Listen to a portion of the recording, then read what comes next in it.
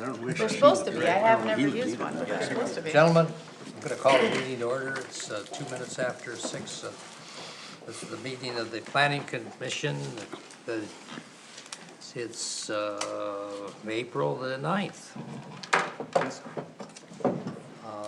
Can I get a motion to approve the agenda? So move. Second. Those in favor say aye. Aye. Anyone opposed? Thank you. Anybody got a disclosure of interest that they want to reveal? Nope, hearing none. This is our first opportunity for public comment, and these ladies are from Eagle. They're going to do a presentation, so. Miles, let's move on to the minutes. March 26th, that should be fairly straightforward. I have one comment on those. Okay, Mr. Severie? Under 6, the minutes, it says minutes of March 12th. This is kind of what happened. We had two motions, but I think the second motion, instead of saying a motion, not a motion to approve the minutes with additional change, that should just be to amend the first motion, I think, Okay. rather than 2 minutes. That's I kind of think we confusing. actually Yep. withdrew, I think we actually withdrew the first one, did we not? I don't know. We can look back at the video and clean that up. It should be an I amendment or thought I something. did, but Yeah. We can state if it wasn't withdrawn, we can say the motion was amended, because yeah, that is confusing. That's it. Okay, so do you want this to be brought back, or do you want to? Nope, I would move they be approved with that I'll second. revision. Those in favor say aye. Aye. Anyone opposed? Thank you. You got that. All right, let's move back to the minutes of January the 23rd. Move to approve the minutes of January 23rd. Is there a second? What was it? Those in favor say aye. Aye. Anyone opposed? Who seconded that? Mark. Oh. Oh, good, we finally got rid This of wasn't those. the minutes, wasn't it? Miles, is there any communications you want to share with us? The one we just did, I thought it was in, on the amendment to marijuana regulatory, I think there's one word that, maybe it's right, but it didn't look right to me. Okay. On the B, the last sentence, it says seeking a recreational license must last hold. Should that be also hold or something? Also hold. Yeah. Last hold didn't make sense. Also hold. What page is that? Good question. 3. 3. Alright. Just trying to make sure we capture these. And okay, and so now with the confusion of, do we want to amend that motion? Just make the change. Just make the change. Okay, Just sounds make the good. change. Yep. The non-substantive change. No. Yeah. Alright, I'm tracking that change too. Page 3, marijuana, also hold. Yeah. Yeah, it's 9B is what it is.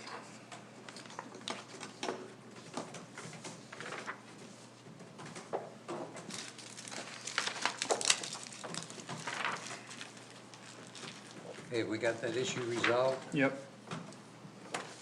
Do you have any communications, Miles? None at this time? Okay. Old business, the fee schedule. Okay. Everyone looked over the fee schedule? Anyone got any comments on it?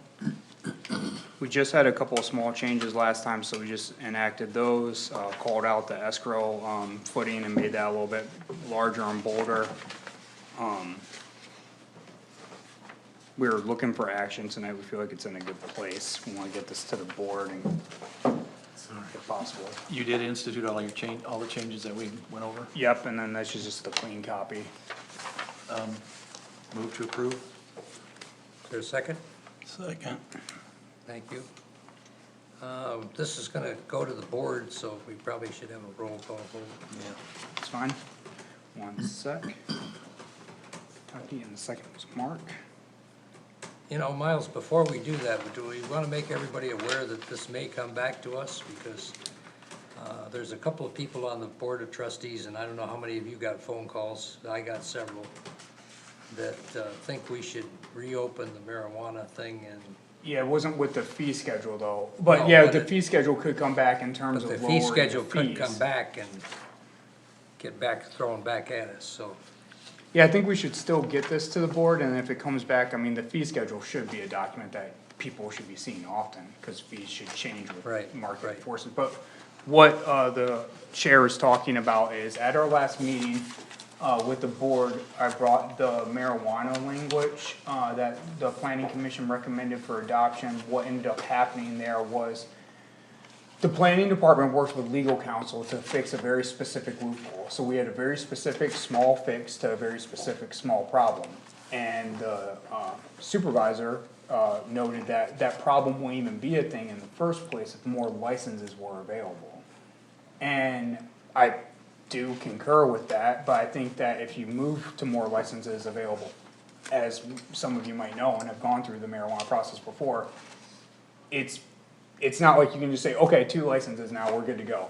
We'd have to relook at the zoning, we'd have to relook at some of our regulatory language, there's that overlay district that's been established, so there would be a process what we'd have to do, so now I think the board is attempting to figure out what direction they wanna go in, and the Correct. supervisors probing planning commission members and board members to figure out exactly what there might be an appetite for. Go ahead. Have there been, for the one that we, or the one site, have there been any complications, complaints, investigatory processes, or any negative consequences for the community? Yeah, not to my knowledge, and that was kinda his point, was like, it wasn't the intent to always wait and see and go about a year or so, and then he asked, how long has it been? I said, it's definitely been over a year now. Yeah. And, so he does think it's time to look at that, and I said, that's all well and good, so, if this is the direction you wanna go in, we've gotta get that communicated at the planning commission level, because we wouldn't have brought this forward if that was the direction, but no one had, until live at the meeting, Right, communicated that, so it seems like they need to work some stuff out and get back with Is us. he the supervisor you're referring to? Yeah, Ryan Funes-Bliss. Yeah. Didn't Al say something about looking it over again or something, or? He might have supported it there, I mean, when you were can't up at the remember. podium, yeah. Yeah, I got a Okay, I don't call know. from several trustees. I just remember about Al it. saying something about it. I prefer we don't have any more in our township. Just Why so we you know amended where- with one? Just so you know where I stand ahead of time. Say that again, George? I prefer we do not have another one in our township. Well, by the looks, Okay, let's. man. Yeah, yeah, so Let's we're wait and getting see off what the topic board there does. quite a bit. I had it for a comment at. Yeah, okay. I shouldn't have gotten us into the weeds, I guess, but I wanted you to be Good at aware that weeds. this may come upon us. Okay, so, but what the chair is speaking about is possibly lowering some of the marijuana costs. It was brought up in terms of the permitting fees, cause right now all fees are at the max state allowed level of Right. $5,000. So I don't know, we'll see what happens, so I Yeah. would rather get this passed and get all of the fees that we know we're gonna be charging, that we charge daily, Right, in place, and worry about the marijuana fees Yeah. on the back Yeah. end. yeah. And I did mention to him that if he wanted to address the marijuana only, pass the rest of the fees and bring. Yeah, back- we could bring back, we don't have to Just bring the back the whole marijuana to schedule, we'll us. bring back just the marijuana. Right, correct. Be another 4 years of meetings and. Yeah. We could very well get there. That could very well Is there be. thought that fee's too high? He thinks that, he stated in the meeting that there is a potential understanding that the medical fees, cause right now they're all at 5,000. So he could break down the medical side to any dollar amount, you name it, but I think 5,000 for the commercial side is 100% appropriate, I mean. And I was trying, or we're getting into weeds again. I'm gonna leave it. Yeah, let's not go there. Miles, you wanna do a roll call, cause this is going to Yep. our board, please? Okay, Commissioner Baker, Yes. Commissioner Crainer, Yes. Chair Reich, Yes, Trustee Hagerman, Yes, Vice Chair Kaki, Yes. Commissioner Severie, Yes. Commissioner Almarigi. Yes. Alright, thank you. thank you.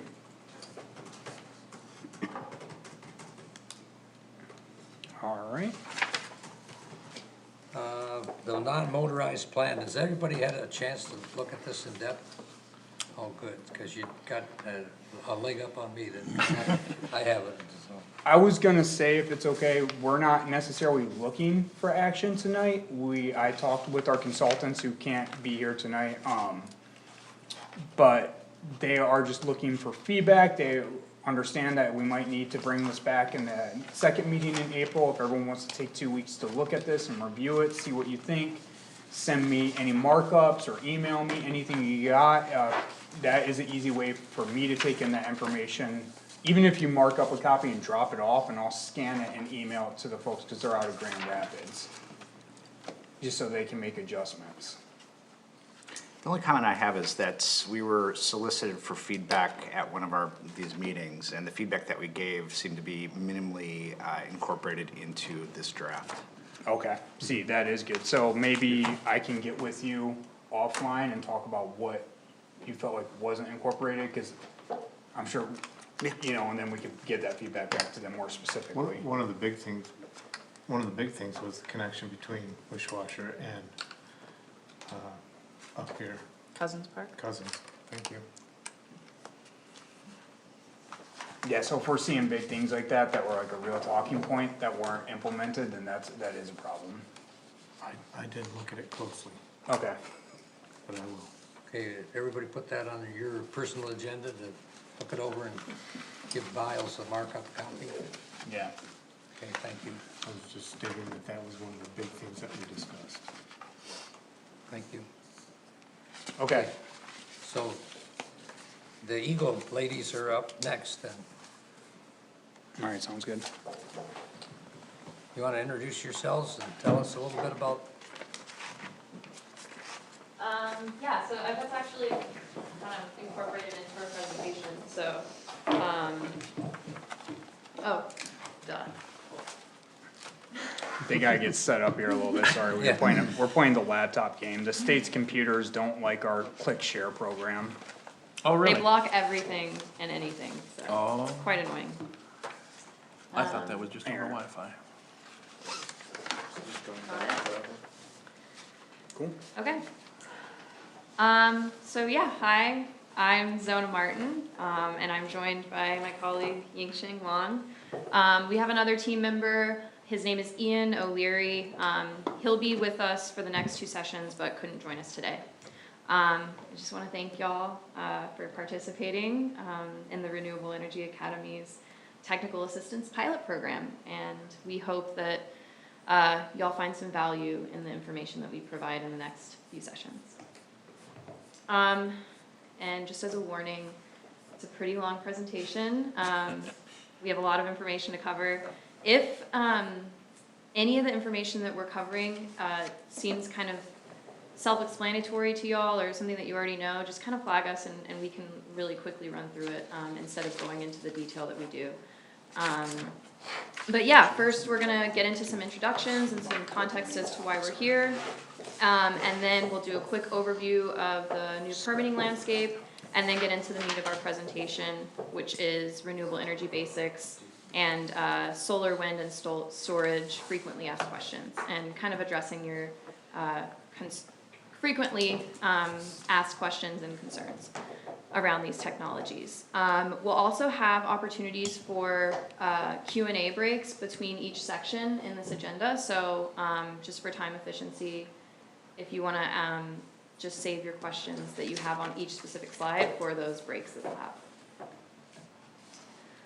Okay, so we are departmental analysts at the Eagles Energy Services Unit.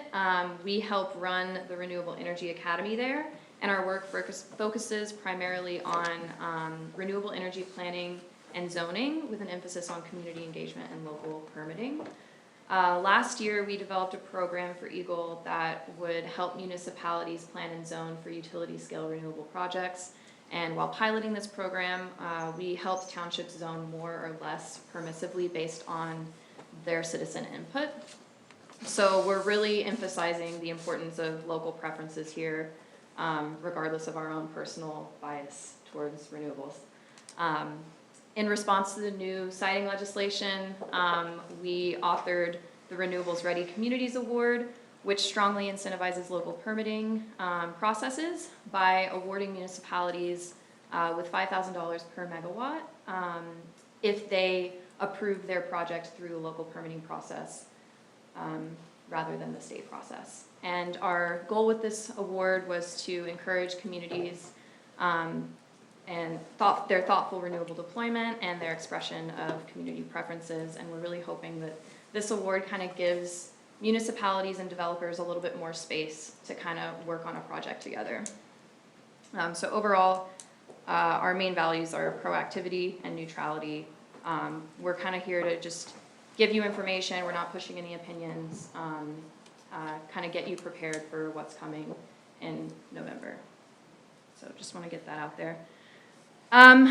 So once we started working to fully implement that program that we were piloting last year, the rules around zoning and permitting changed. So we had to go back to the drawing board and change everything again. So that's why we're here. We're testing our new set of education materials and services. As this is a pilot program, we would thoroughly appreciate any feedback, suggestions, so that we can improve our services and offerings in the future. We do have 3 more pilots after y'all, so we'd really appreciate it so we can further refine. Today we're going to be going over the new permitting landscape and the renewables energy basics. We'll be back here April 23rd and May 14th for 2 other sessions, land use and renewable potential inventory, as well as a deep dive into PA 233 and the pathways that you have available to you for zoning and permitting a project. We're passionate about championing local preferences. We're graduates of the U of M School of Sustainability, so we personally do believe in the benefits of renewable energy, but we do recognize that there are negative impacts, and we're not going to shy away from those today. Bottom line, we believe that local governments are the most effective planners, and y'all know what's best for your community, so we're just here to give you all the information. We're really, it's scientifically supported that the best long-term strategy for meeting Michigan's climate goals while also maintaining happy and whole communities is to find renewable volunteers. So that's kind of like why we're doing this work and working with communities is presenting the pros and cons and then allowing them to do with that as they will. Can I ask a question about this? Yeah. So this is in spirit of this being a pilot and you're seeking feedback. So whenever I see a statement along the lines of, this is scientifically supported, I get curious. Yeah. And so, Do you so want us- I opened it up and I ended up pulling down the original report. So, I mean, first off, if it's science, it's weak science. They did a survey of 123 employees of renewable energy companies. But with that said, and so it wasn't really designed for generalizability, and so it doesn't quite achieve that standard of peer-reviewed publication worthy. But with that said, having looked through that report, there was some fascinating information in there. And so again, this is just perceptions of people who work in the industry as to where the roadblocks come, whether it's canceled projects or delays in the project.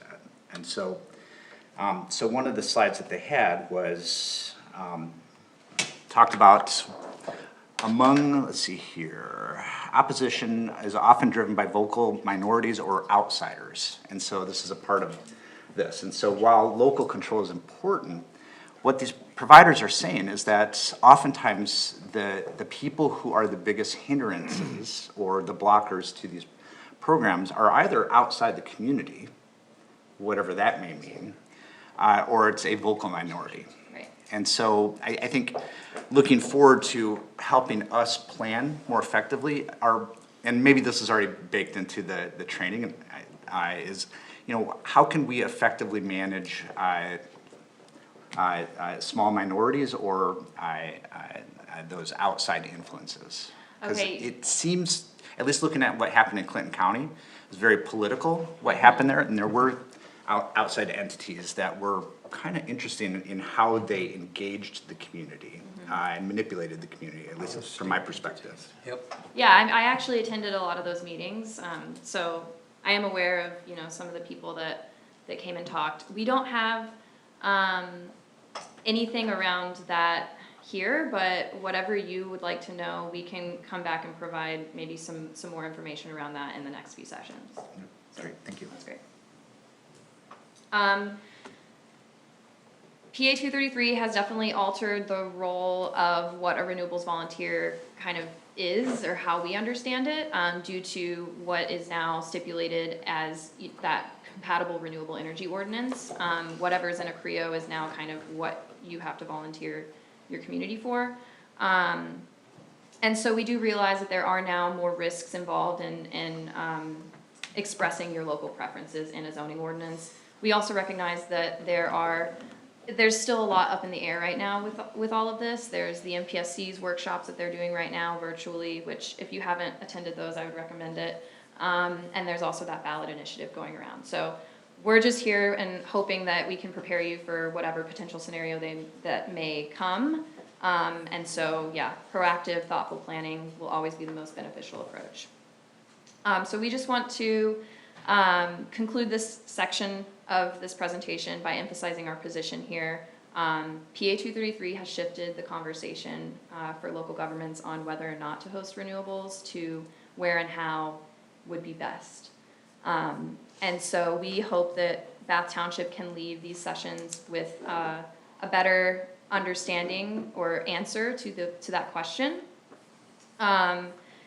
And with a better plan on how to communicate these preferences without risk or with the amount of risk that you're comfortable with as a community. And yeah, we just want to show that local governments are the effective decision makers in this process. So I'm not gonna go into too much detail about PA 233 because that's what we're gonna be doing in session 3. But we felt like it would be wrong to not address the elephant in the room. So obviously y'all are planners, y'all know how renewable energy planning worked before. It was the MZEA, couldn't be explicitly exclusionary, but you were able to, express your local preferences through zoning standards such as setbacks, fencing, screening, sound requirements, etc.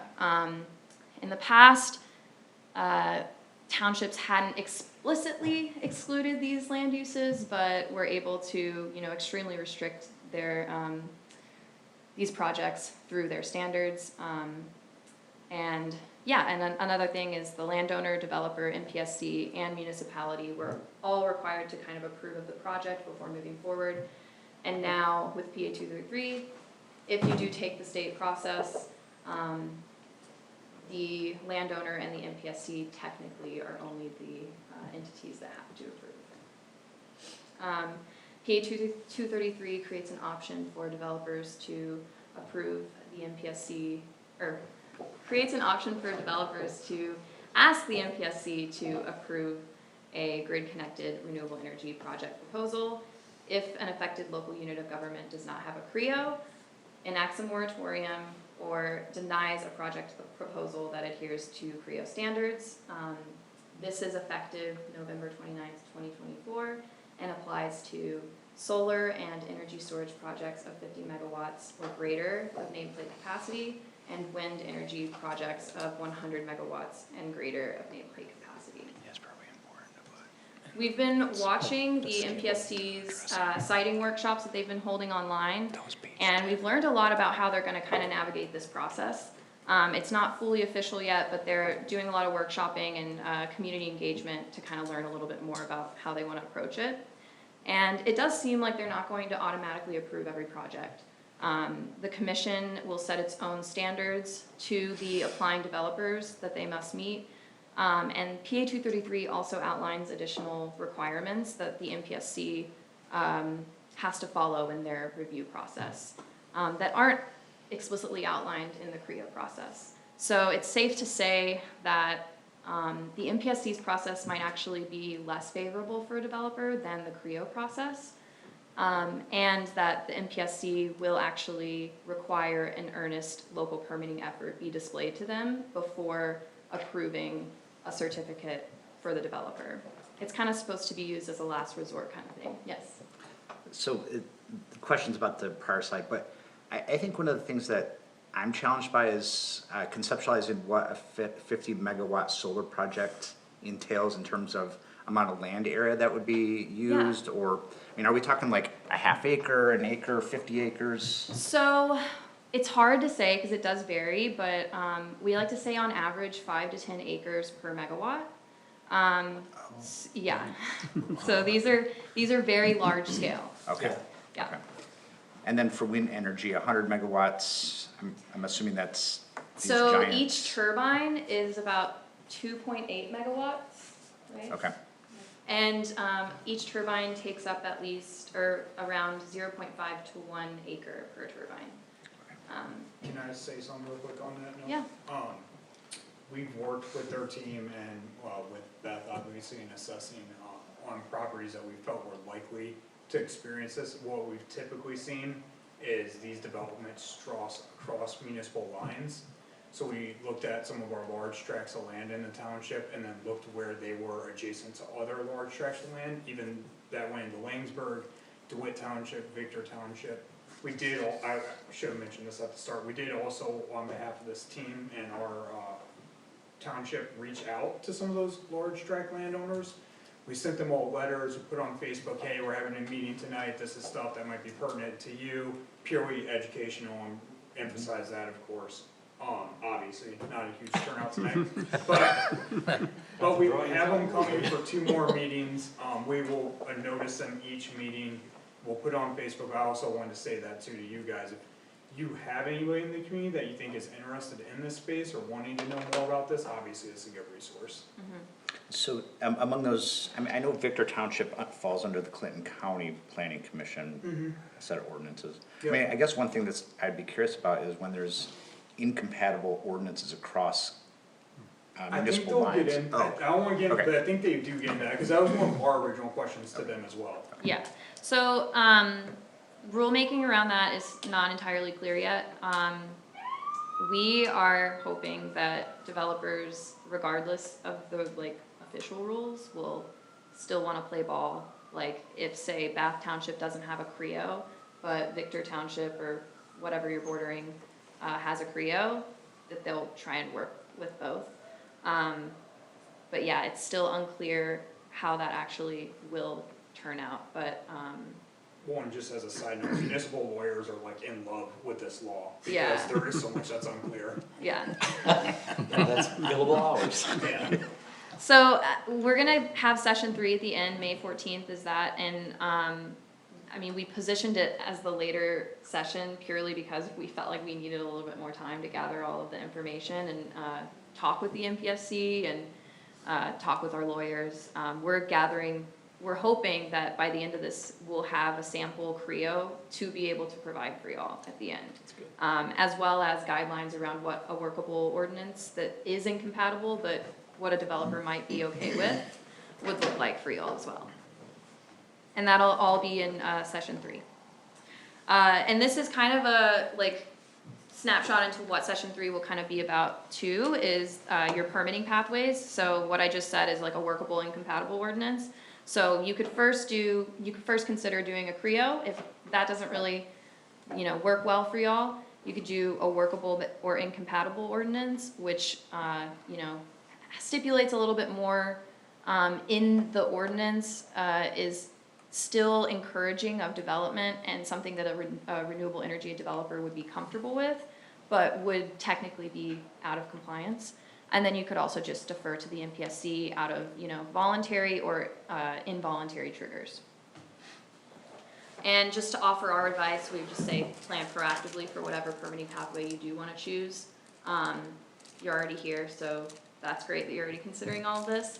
Identify the zoning standards that are important to you, and once you identify those, that will kind of like show you which planning pathway is probably the best one for you.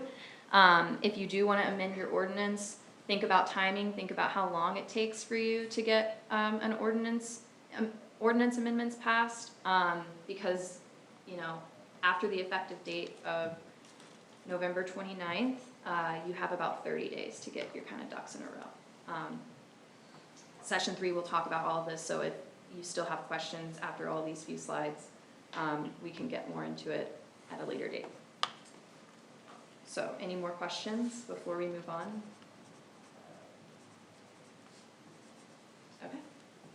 Yingshin will take over for Energy Basics.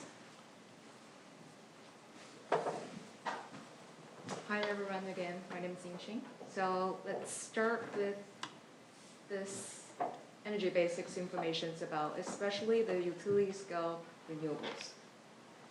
We will be covering some of the basic information like reliability cost drops, and also for each of energy type, we will cover some of the frequently asked questions, some of the current stats about it, and there will be frequent breaks for each part of those. So first, let's talk about what type of energy we will focus today. So as you can see here, there are different scales of renewable energy. We use solar here, for example. The accessory use refers to energy as being a small part of that overland use, and the principal refers to the energy is the majority of that overland use. And our focus will be on the larger systems, like Zona just mentioned before, like solar project above 50 megawatts, wind projects above 100 megawatts, and battery project above 50 megawatts. And also, we will only deal with the grid-connected system. So we won't cover anything about like rooftop solar today. So grid-connected plus the large-scale principal use is the utility scale, which is our focus today. Since we talk about grid-connected, what does grid connection entails? So the electricity generated from the renewable energy will go to the utility first. So like DTE consumers and some other utilities, and they then will distribute it through the grid. Also, the clean electricity generated from those renewable energy projects is indiscernible from coal or gas electricity, which means that there's no control over which electrons go where, and also which means that the electricity generated in your township doesn't necessarily flow to your township first. So a better way to look at this is, I like to use the image on the right, is imagine every township is drinking from a pool of water with a straw, and the renewable project built in your township would add water to the overall pool, but you cannot seek a specific drop of water from that specific project, but the water level overall would impact everyone. Another frequently asked question about the grid is the reliability. Well, do renewables weaken the grid? So the quick answer is no. The renewables do have their own inherent unreliabilities, but this is often balanced out in several ways, like using energy storage, import the energy, or keeping other plants on standby. And also, if you can see the map on the right, this is the MISO, our balancing authority that requires all renewable energy expansion to be built alongside equivalent reliability improvement. Also, reliability issues are not localized. So since a utility scale plant plugs into the grid, any unreliability is diluted across the whole network. So you might want to ask, like, what about those nonstop DTE blackouts? That is not a reliability issue. That is due to a broken infrastructure or broken commission lines. So in short, a township would not experience more blackout than others due to hosting wind or solar project. Our grid doesn't approve renewable that don't have their unreliability balanced out elsewhere. After covering some of the basic information, let's look at some of the data showing what's currently going on in Michigan. So currently we have above 900 utility scale solar and above 3,500 megawatts of wind, utility scale wind, which in total contributes to above 4,500 megawatts. That is about 10% of Michigan's total power generation, making us the 33rd in the US for the percentage of renewables. And just for some comparison, like the top 3 states by percentage of renewables are Iowa, South Dakota, and Kansas. They have around 46 to 60% of renewable, which is the goal for Michigan in the coming few years. And the top 3 states by total production of renewable energy are Texas, California, and Iowa. A question you might ask is, who pays for and benefits from a utility scale project? Well, the developer pays for it and also benefits from it. The developer bears the cost of the project's components, construction, and all the equipment and operation. And also they either lease or purchase the land from the landowner. They pay significant amount of industrial personal property tax to the municipality, and the developer may also pay the participation agreement to the neighbors near the project. At the same time, this arrangement ultimately is profitable for a developer because they can profit a lot from the sale of electricity as well as the renewable energy credit. But bottom line, the host township pays nothing for the project and it's only responsible for approving the project. Yeah. Next, let's cover some revenue streams to the municipality, the landowners, and the neighbors nearby. So there are 3 main revenue streams to the municipality. First is the old tax revenue, the industrial personal property tax that go through the statewide tax table to fund service within the community. And we will cover each of this for each technology later in detail. And second, as Zona mentioned before, there's the new Renewable Ready's Community Award that we designed that gives a one-time payment from the state that is, the amount is either $2,500 or $5,000 per megawatt, depends on whether you host, permit, or do the both for the project. And also there are some eligibility criteria for those projects. And the third revenue stream is the Community Benefits Agreement.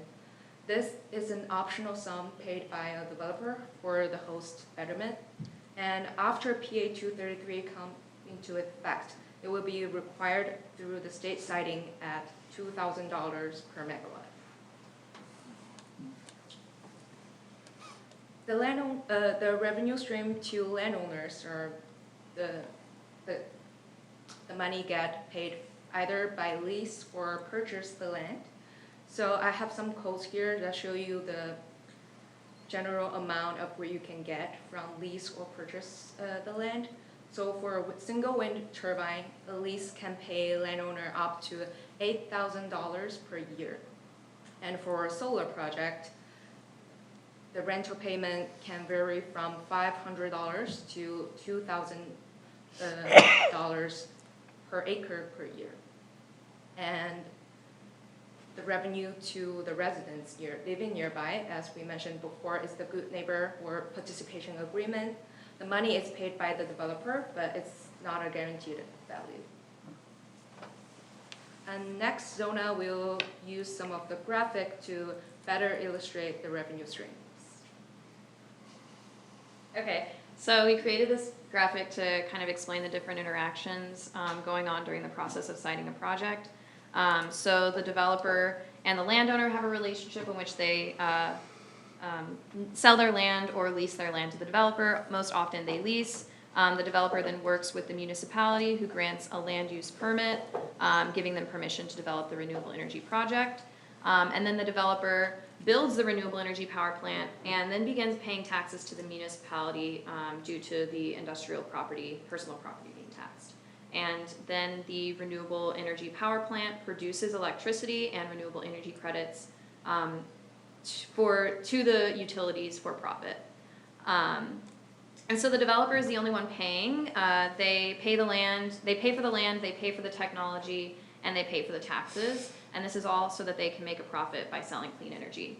Under PA 233, this interaction changes a little bit because we have now the MPSC having the authority to grant a permit. So if the developer decides that working with the municipality isn't working, they then have that interaction with the MPSC, but everything else stays the same.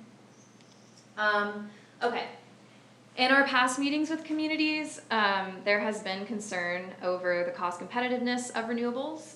So the next few slides will address that. So this graph is showing the levelized cost of energy, which measures the lifetime cost divided by energy production. It's basically a calculation of the present value of the total cost of building and operating a power generation source over its assumed lifetime. So the renewable energy technologies are listed as well as the more conventional types of energy. And due to technology advancements and tax credits, you can see here that renewables are cost competitive with standard generation, which is why such a profitable private industry has sprung around it, and there's so many developers knocking on Michigan communities' doors. If you're concerned about renewables impacting your electric bill, the quick answer is that renewable technology itself is not impacting your bill. Rather, transmission expansion costs or upgrades to transmission will cost the utility, and that's going to be passed down to the consumer. So this is not actually renewable specific. It's any increase in electricity generation through any generation source. That increase in generation is going to lead to increased demand for transmission, which will then, cause your bills to increase. So what about without subsidies? Actually, it's still pretty cost competitive with the typical conventional generation technologies. So you can see here, I like to compare it to natural gas because that's our most common generation source. So that's the gas combined cycle. That's what our natural gas is. So looking at the levelized cost of energy, dollars per megawatt hour, that's at a range of $39 to $101 per megawatt hour. And if you compare that to onshore wind and solar, utility scale solar photovoltaics, they're around $24 to $75 for wind and $24 to $96 per megawatt hour for solar. So they're competing pretty well with these conventional types, and actually they're a lot better than the nuclear option and coal as well. Yes? So in the prior slide, you talked about line transmission costs. Yeah.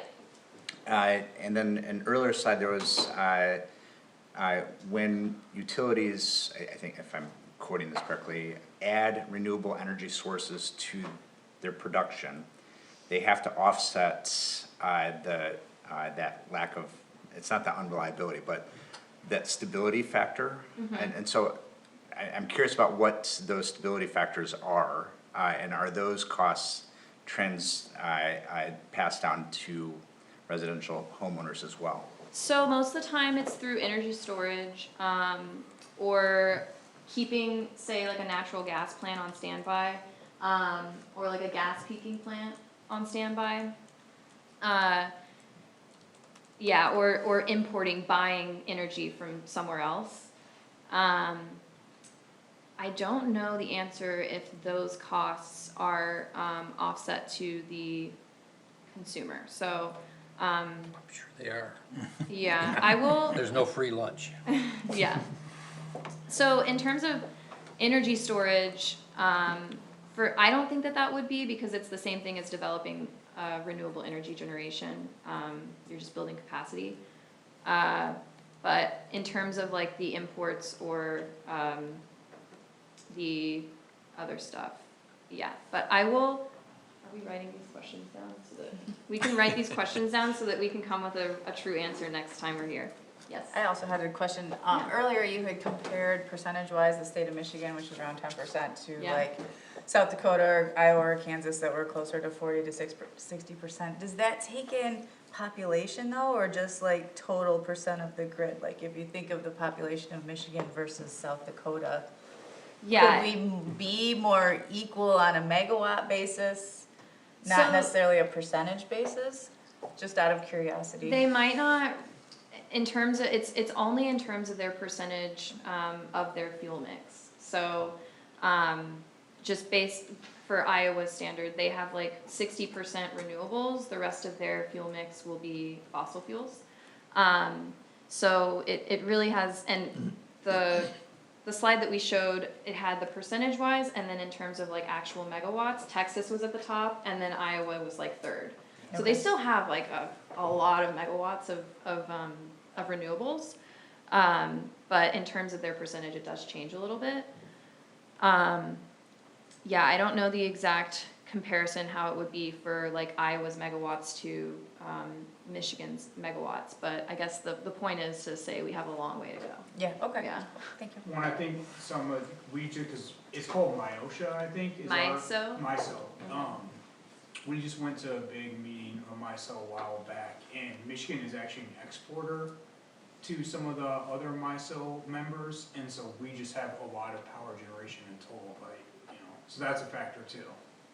I was curious, this data, it's Michigan specific, but the prices on these renewables, it's not nationwide. Sorry, which one? Which thing? I was Uh, just showing her the slide. But- You're on. okay. Is it, sorry, ask that question again? Yeah, this data, this is the prices of this renewable energy, it's Michigan specific, it's not just nationwide prices. I think that this is nationwide, yeah. Okay.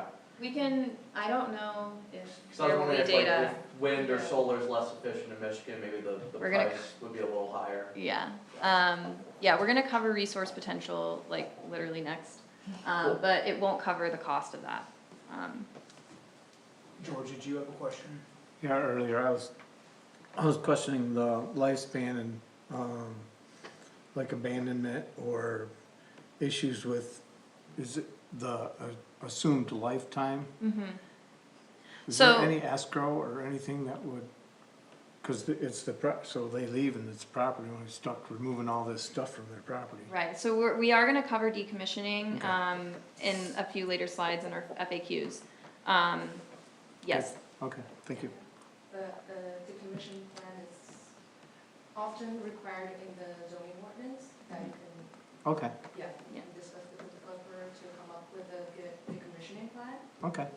Is that required at the new state process? we are trying to find out. Okay. I'm writing the CREO right now, and I'm trying to push for a little bit more to be in it, but, I mean, I don't make the rules, so. Okay. So we'll get into the resource potential then. Are renewables less efficient in Michigan compared to, can you change the slide to renewable? Yeah, you're good. To our resource potential, a lot of people are like, well, it's not sunny in Michigan, so like, how do solar panels even work? The answer is that solar is actually less efficient in Michigan than it is, you know, elsewhere in the United States, but wind isn't. The real answer, we'll also have some maps later depicting the resource potential of each technology. The thing is this doesn't really matter in terms of like how local government makes their decisions, because the strength of the energy resource is irrelevant if a developer has already decided that it's profitable for them. So yeah, any financial risk is on the developer. They're making the decision that it's profitable, and they propose a project to the local government.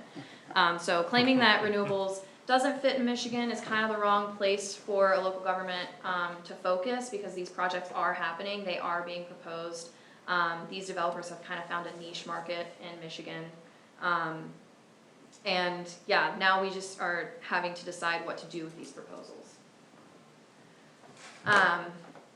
If your concern is for grid-wide implications of renewables, the truth of the matter also is that it's kind of out of your hands and in the hands of MISO, our balancing authority.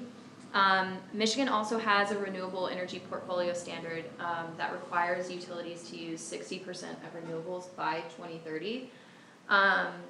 So this means that regardless of whether Bath Township hosts renewables, somebody in Michigan has to.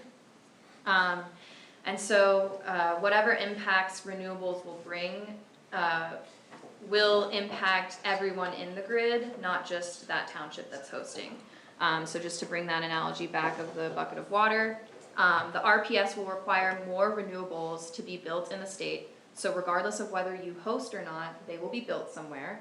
And so that will be more water being put into the bucket of water that is the grid. The hosting community will not feel the impacts locally. Any cost or reliability impacts of renewables will reach every community that is a part of that bucket or that's drinking out of that bucket with their straw.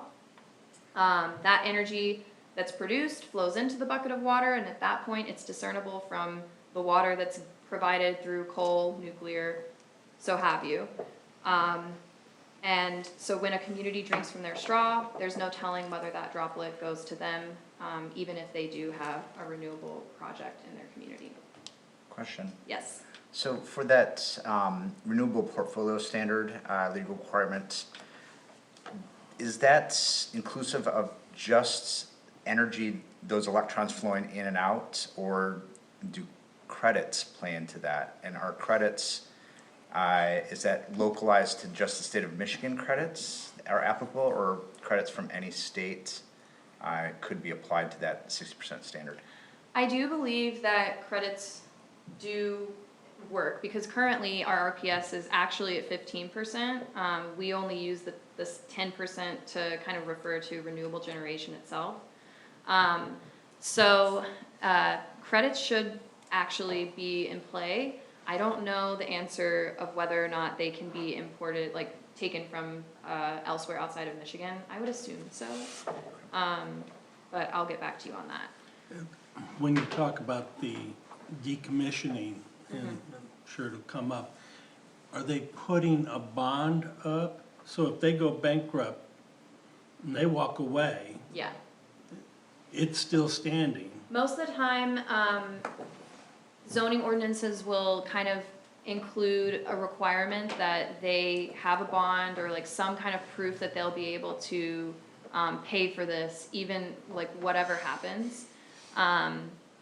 It varies how local governments will require that, but yes. And there is in PA 233, the MPSC is actually required to ask the developer to provide a decommissioning plan, and that is a part of that. So if the MPSC can require it, I'm kind of like, why can't a local government require it in their CREO process? So hopefully that will be a component that a local government can do. We'll see. Just so you guys know too, I know you're taking notes for their questions, we'll send you the video. Oh, of this perfect. too, which will help. Okay, that would help. Okay. So, if certain effects are universal, because we're all on the same grid, and there is significant municipal revenue that comes from hosting renewables, are we just saying that there are only upsides to hosting these projects? No. There are localized effects of hosting renewable energy, the stuff that happens in the township itself, like views, land use, sound, property values, etc. And that's what a local government should be thinking about, not the stuff that's out of their control that we kind of just covered. And yeah, despite PA 233, there is still a role for communities to state their preferences and plan ahead. And we think that if these concerns are put forth in good faith, that a developer should still find some value, more value in the local path than state siting. So all in all, if a developer approaches your township, having an effective strategy and a zoning ordinance can both minimize the localized effects that concern your township most and maximize the potential benefits of hosting renewables. Disclaimers, a renewable energy project might actually never show up. So a developer might never submit a proposal to your township. And these plans are still not guarantees because there's still so much up in the air right now. But it's just good to keep all of this in mind. And we'll get into the potential benefits very shortly in our FAQs. So now we can stop for questions if there's any more before we go ahead. Yes? Just a point of clarification, for a developer, they earn two sources of income. One is the energy generation that they sell to consumers, DTE, but they also earn credits for renewable credits for every megawatt or watt generated. Yes. And they can sell those credits to utilities, and that's how they get their profits. So one question I have is, among the profit range of a developer, what's the ratio of profit related to generation and the marketing and selling of those credits? That's such a hard question. I have no idea. We might need to ask the developer about this question. Yeah, we would have to talk to a developer. We have some really, like, contacts that we could maybe ask, if they can give a ballpark. I mean, Trying to understand that business model so that it's there.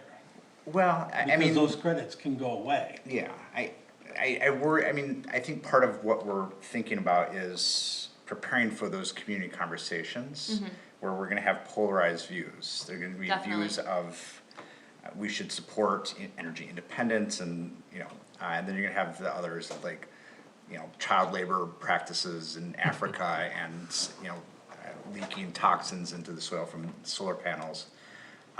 But at the heart of it, one of the hearts, is, what are the financials related to this? What are the motivations?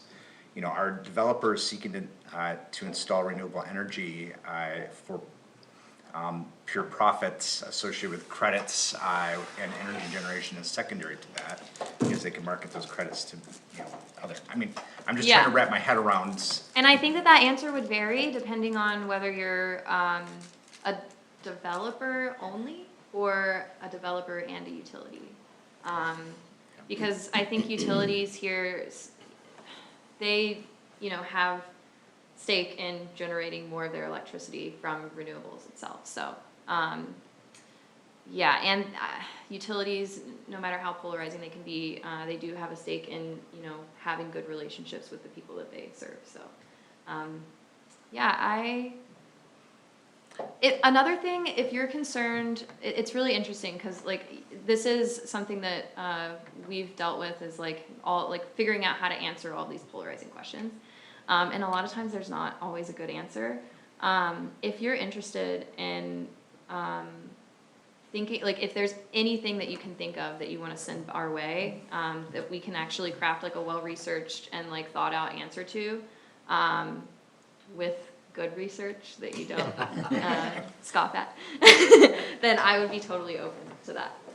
Cause we wanna help you like, provide like accurate information, and it can be hard, or the conversations can be totally like gone away, and we wanna stay focused on the like real issues at hand and the topics at hand, so. So you'll happily accept like a 50-page series of bulleted Totally. questions? Yeah, oh my god, we would have a field day with that. I just, there was a question that Kate had asked about, if those financial aspects. So there was a link on the slide, that went to an Eagle website they had.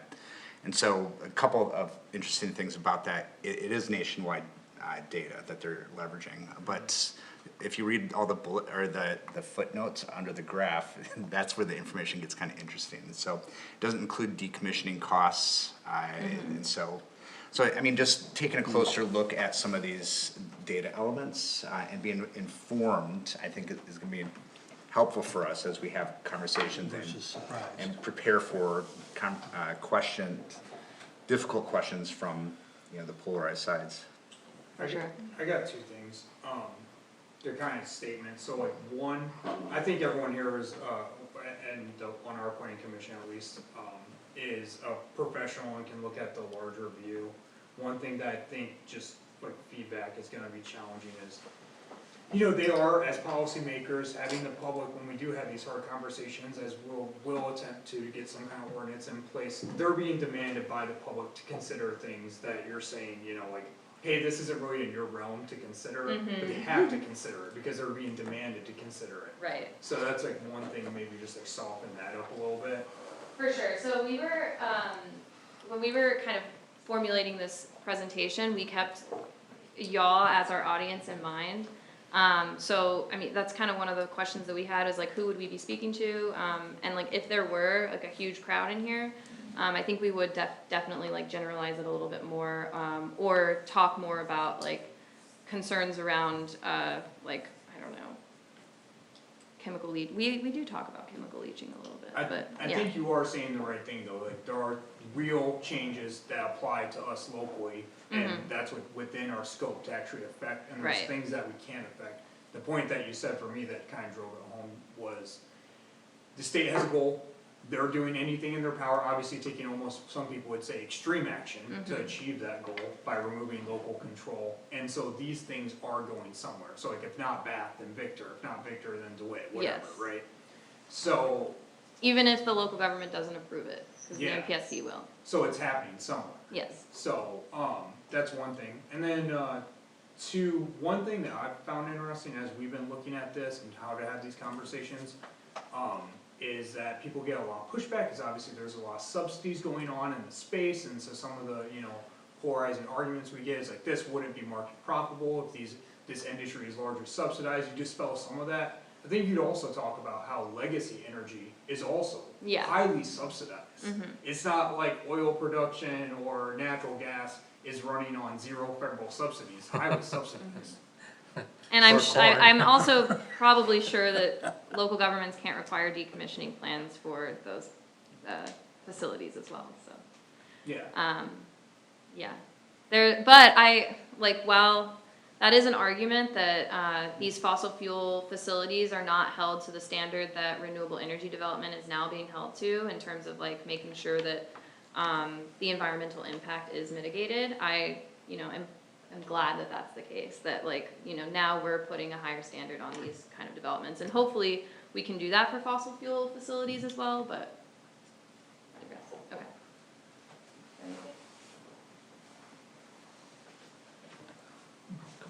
John's got a question. Oh, I presume that natural gas is a green energy, is that correct?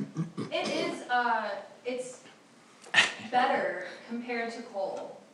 So in terms of like how, a utility might plan to decarbonize its grid or its fuel mix, the first kind of step is to increase natural gas production while phasing out coal, because it's a lot less, there's a lot less carbon intensity, in terms of that fuel compared to coal. Well, the reason I bring that up is I noticed that Consumers Power is spending several $100 million to upgrade their gas pipelines. In fact, they doubled the size of that pipeline that runs cross-country through here.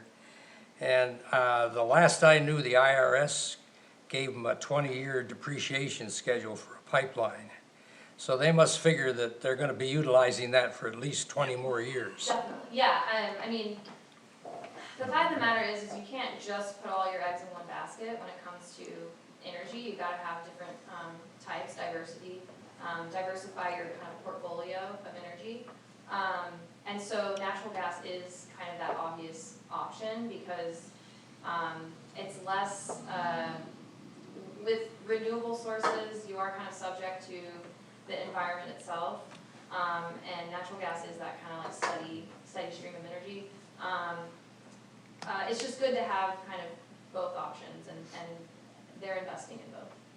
Yeah, like we mentioned before, natural gas can be also like the reliability balancer for having a renewable project. It does not, it will not be affected by weather, whether it's day or night, so, yeah. It makes sense for them to go through each way. It's not like, in terms of, talking to an environmentalist, they would say, no, natural gas is not clean, but it's all relative, so. Interesting. Okay, so the next half of today's session is the frequently asked questions about renewable energy, which we will cover some of the questions you just asked. So let's start with the solar. This is the map shows how sunny it is across the states. As we can see here, Michigan is definitely not the sunniest place, but if you compare Michigan with Europe, like Germany or German, which they also have a lot of renewable energy, especially solar. It's been built, so Michigan is still indeed viable for solar development. That is why we already have a lot of solar projects being built and even more to come. So this table gives you an idea of what is already in Michigan and what is being proposed. So the average megawatts of solar projects in Michigan currently, it's about 17.2 megawatts, which is about 86 to 172 acres this is assuming that 1 megawatt takes 5 to 10 acres to build. And currently, the biggest solar project in Michigan is the Assembly Solar with 239 megawatts, taking up about 1,900 acres. And this map on the right is the MISO interconnection queue. It is the regional grid balancing authority, like we mentioned. And if a solar developer want to have a renewable project, they have to apply to the grid to see if there's enough space on the grid and the cost of it. So currently, what is on the grid, the average megawatts being proposed is about 160 megawatts, and the biggest one is 500 megawatts. So as you can see here, in terms of what's gonna come in Michigan for solar development, it's really just those utility scale ones that are above 50 megawatts. And with PA 233 coming in, we believe this is gonna be even more of the truth. And yeah, we put the total number of solar projects down here. So in total, there are above 12,000 megawatts in the queue, but the queue is very hypothetical. It would take multiple years to go through the MISO queue process. And also this data is before PA 233. Those projects don't all go. So, but it still gives an indication of where we might see interest by developers and also where the landowners have already been approached. So just a Yeah. point for, slide 19 has existing utility scale renewable energy in Michigan, and it has like totals there, so solar is 926.3. And so just, it might be helpful to have totals as well as averages here, just because I got confused as to, wait, I thought it was 900. Yeah. Then realized you're talking about averages. Yeah, that makes sense. We'll add that for our coming pilots. Yeah. Just to clarify, when it goes through the MISO, they're looking at the transmission lines because they can only put so much power through a line. So if there aren't the transmission points, they won't be giving them approval because they can't take the power onto the grid. Is that, I'm trying to put that in my mind, or is part of this going to be building new transmission lines? That would happen sometimes, but I think what MISO did is try to arrange the best location for it. It also definitely considers, like, is there a substation around, is there transmission to transport all of this? Because this is so, like, this queue, you put your project in the queue so far ahead of time, they might also be taking into consideration new infrastructure that might get there eventually. But yeah, there's a lot of various factors that MISO will consider when approving a proposed project in their queue. I just wanted to say too, if you guys click on that link on this slide, it comes to this page if you're into maps. It's a very interactive, very informative map. Nice. And it shows like all kinds of energy types of projects, not just the renewable ones, also natural gas flows and everything. There are, if I may, there are more than a few new or proposed projects, solar or wind, that they're actually putting in a new infrastructure grid to get that power to the present grid. I've read numerous articles on that. You may, just want to expound on that a little bit in your next. Yeah. Because that just like Mr. Craner said, you only have, like if you have a small hose, you can only get so much water in that, so you're gonna have to have a bigger hose. Yeah, we will do more research on that and add it to our slides later. Thank you. You say proposed, would this be to meet the state target of renewable energy? Or is this project's? This is just proposed to the grid, because the Okay. whole MISO queue process can take like from 3 to 5 years to finish, so some of the developer may just apply to the queue before like getting permits from the township.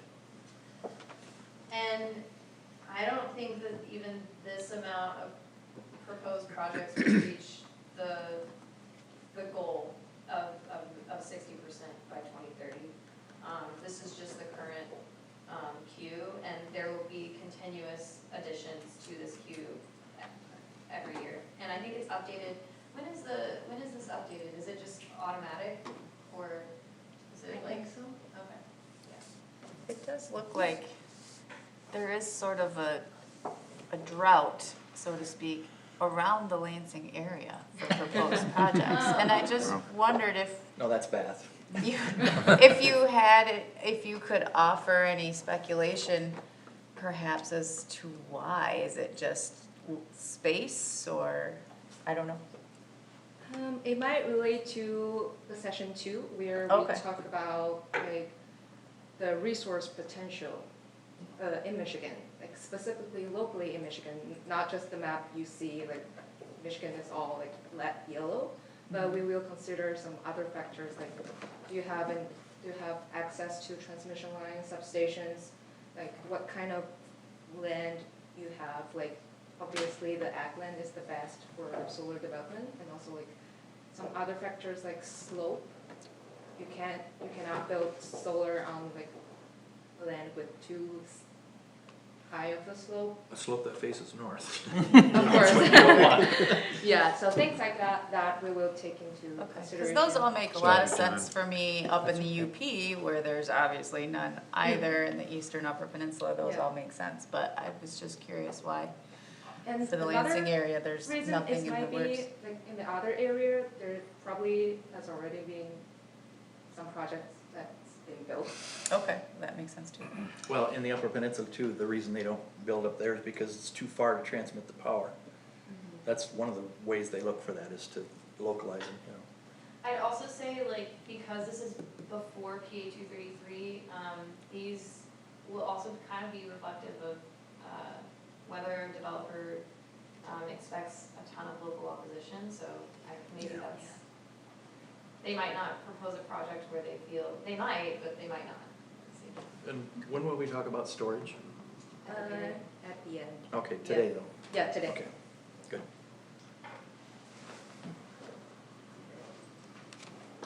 Let's continue with some of the benefits and concerns about hosting utility scale solar. So we can see this as a table of contents where we will be covering very soon in detail for each of those. For example, some local benefits include revenues to municipality, landowners, neighbors, and also potential jobs, maybe. And of course, the environmental benefits like pollinator potentials, and it's good to the climate action.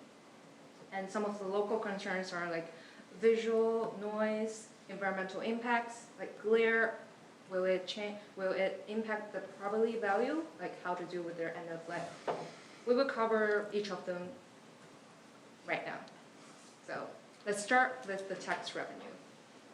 So as we mentioned before, the old way of tax revenue is the developer pay taxes, which is the industrial personal property tax. But recently there's a new option. Replace that property tax by a payment in lieu of taxes, which is called the PILT. So the PILT would allow the government, the local government, and the developer to lock in $7,000 per megawatt per year. So if we look at an average proposed project size of 160 megawatts, that would be about $1.1 million per year. And if not locking to the PILT, it will decline over time. So overall, we think it is a win-win for communities and developers, as the property tax table for long-lasting projects can cause heavy tension and also uncertainty for both parties.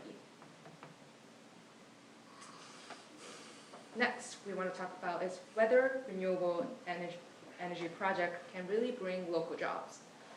So first, this energy and employment report from DOE shows that there were above 5,000 workers employed in both solar and wind sectors in the year of 2022. However, most of those projects happened during the construction process. So we want to ask, like, what the actual will be dropped, it can bring.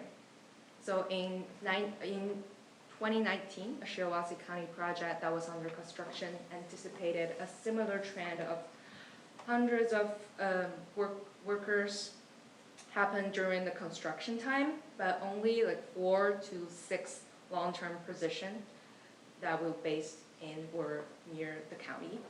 And similar for the wind farm. So a research based on interview with the operators of wind energy projects in Michigan found that each wind farm tend to have between 7 to 11 employees per 100 megawatts. So before, you might often hear that renewable is effective job creator, but other than for construction, this isn't exactly the case. It is often lower impact benefit than is often claimed. How solar would change your probability value? This is also a commonly asked question. We have 3 studies here. We will be covered each by each. So this first one is by Lawrence Berkeley National Lab. It shows that the homes within half miles of a solar project would experience home price reduction of 1.5%. However, this reduction is likely to be overweight by the hosting revenue. And they also found that for homes that are above 1 mile away, there's no measurable effect found. So the research team recommend the neighborhood composition for the solid fuel blockage, which is screening, that we will cover later. And overall, this study shows that this is the lower concern for solar power if the developer is willing to work with the host and the neighbors. Of course, there are some limitations of the study. It is not Michigan specific, and the data it used involves many high population counties. So the results might change a little bit when considering the rural Michigan landscape. The second study here is from the University of Rhode Island. It shows the similar trend of 1.7 reductions of probability value in the suburban area, which is about $279, and also no measurable effect found in the rural area. The third study is Developer Commission study, analyzed 119 property sales over 6 Midwest solar farms. It also shows that no measurable effect is found. But overall, we would recommend the first study from the Lawrence National Lab most competently, because the second one is regional specific, and the third one is commissioned by the developers. Might be skewed a little bit. Results show that. Okay. Environmental impact of solar projects is also one of the most commonly asked questions. We listed some of the most common concerns like wildlife, environmental impact, clear and chemical leaching. And we also listed some of the zoning items you can mitigate here on the third column. This table itself is pretty self-explanatory, but let me cover one example here because I've heard a lot of people ask questions about chemical leaching. So chemical leaching, solar panels do contain hazardous materials, but it's usually built strongly within the solar panel cell that have the strong encapsulant that prevent leaching. So it's unlikely to leach unless it's broken. But it's still very useful to add the annual inspection in your zoning item, especially when the solar panel is reaching its end of lifespan, when the panels is likely to be broken, or some accident happened, like fire.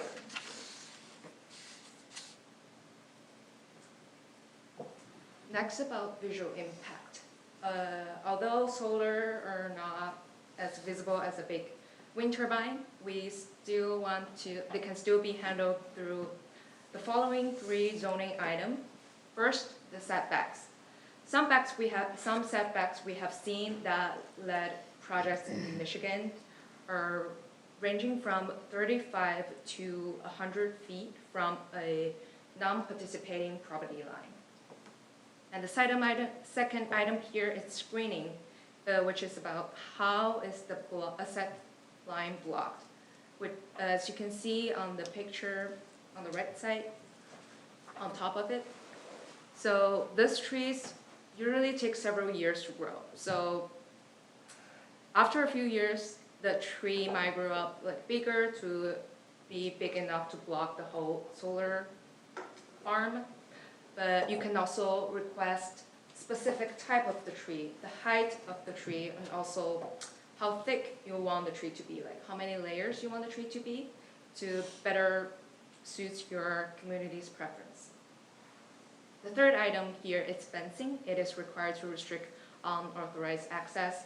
There are also different types of fencing for you to choose. Also, choose whichever, talk to the developer, choose whichever fits your community's characteristic. Next question is about the noise. Also, not that big of a, not as serious of a problem as a wind turbine, but since it is a part of in the PA 233, so we still want to address this. So the noisiest components in a solar farm would be the inverters, as you can see on the pictures.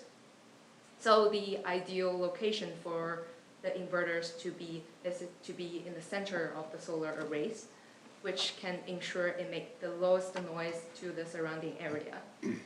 Also, the tracking equipment can also generate a low level of noise. However, all those noise generated by solar farm is generally not audible above ambient noise outside the facility fence.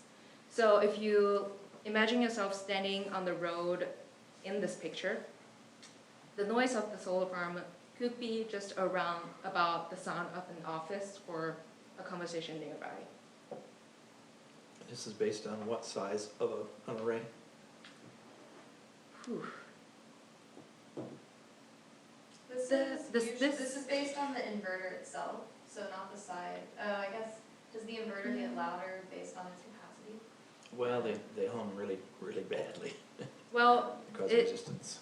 it depends, because if a solar project is big enough, they might require more inverters that cause more noise in generally, but they could take up more space. But I just know that Yeah. that noise is one of the red flags that the opponents put up, so that's something that you may wanna consider having an answer up your sleeve, you know? Yeah, yeah, that has always been the question for us, because it's hard to actually play the noise in here to show everyone like how noisy that actually would be. But Zona will cover it later.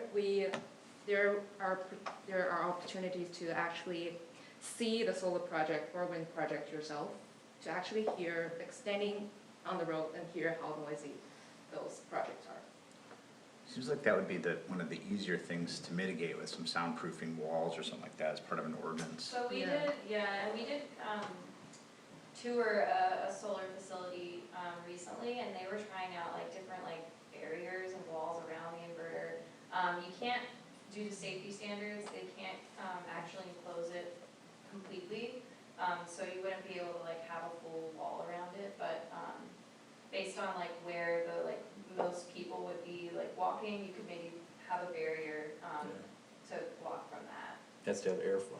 Seems like they could give us a decibel level or some type of meter reference. Well, 40 to 50 decibels right there. Yeah. Oh, is it? Yeah, Yes. that's had to common read. standards. Dishwasher. Yeah, Thanks. it's just sometimes just describing the specific value of decibel might not be like as it's And explanatory to Like the a audience. just say it's outside a of the vacuum conversation. cleaner, or a dog Yeah. vacuum cleaner. is that in reference to what size, like his original question? It's just the inverter itself, so like, Okay, I guess if there's two in the picture, but I guess we'll have to, look into if it is just one inverter that causes 40 dBA. We toured some of these facilities, me and Beth, probably a year and a half ago now, and my understanding at the time was that as the facility grows in size, so to do the number of inverters required, they basically have two options. They can either stack inverters parallel to each other, in which case the range, if you have 4 inverters in a row operating at 40 to 60 decibels, they're all operating at that decibel, so there is a drop-off effect in how far back you're standing as you you know, cause now they're humming together, so noise, obviously they're louder and but as you, that drop-off effect, as you stand farther away, it's still producing an overall decibel range. Yeah, I know And they, then sometimes they space them as they've done in this picture. the manufacturers actually tried to build a small inverter in every panel too, but that didn't work out too well when they had to replace them, so. I think the key for us on the ordinance side, if we were to go down some kind of workable ordinance, would be requiring, you know, noise producing elements of the facility be centrally located X amount of feet from non-participating property lines. And I think it depends what it goes in next to. Like the school where I work, we have a whole solar array right outside my classroom. Sure. I could never hear it over top of all the exhaust fans and all the other things that are just part of the building, that's what I would hear first. They all, And additionally, if it were farmland, I mean, how would that sound compared to a tractor that would be running through there all day anyway? I'm sure Or a it would be busy road less. that is cited. Right, Or a busy so, road, Yeah, yes. Yeah. as long as it's, kind of equal to the ambient sound level, then it should be okay, and a lot of ordinances will also just require ambient plus 5 dBA, to kind of count for that, rather than just a specific, 40 to 50 dBA. you guys were there, it sounds like more recently, I don't know what your experience was, but if memory serves me, I had to be within 40 feet of it to hear it. Our conversations running between 39 and 50 decibels.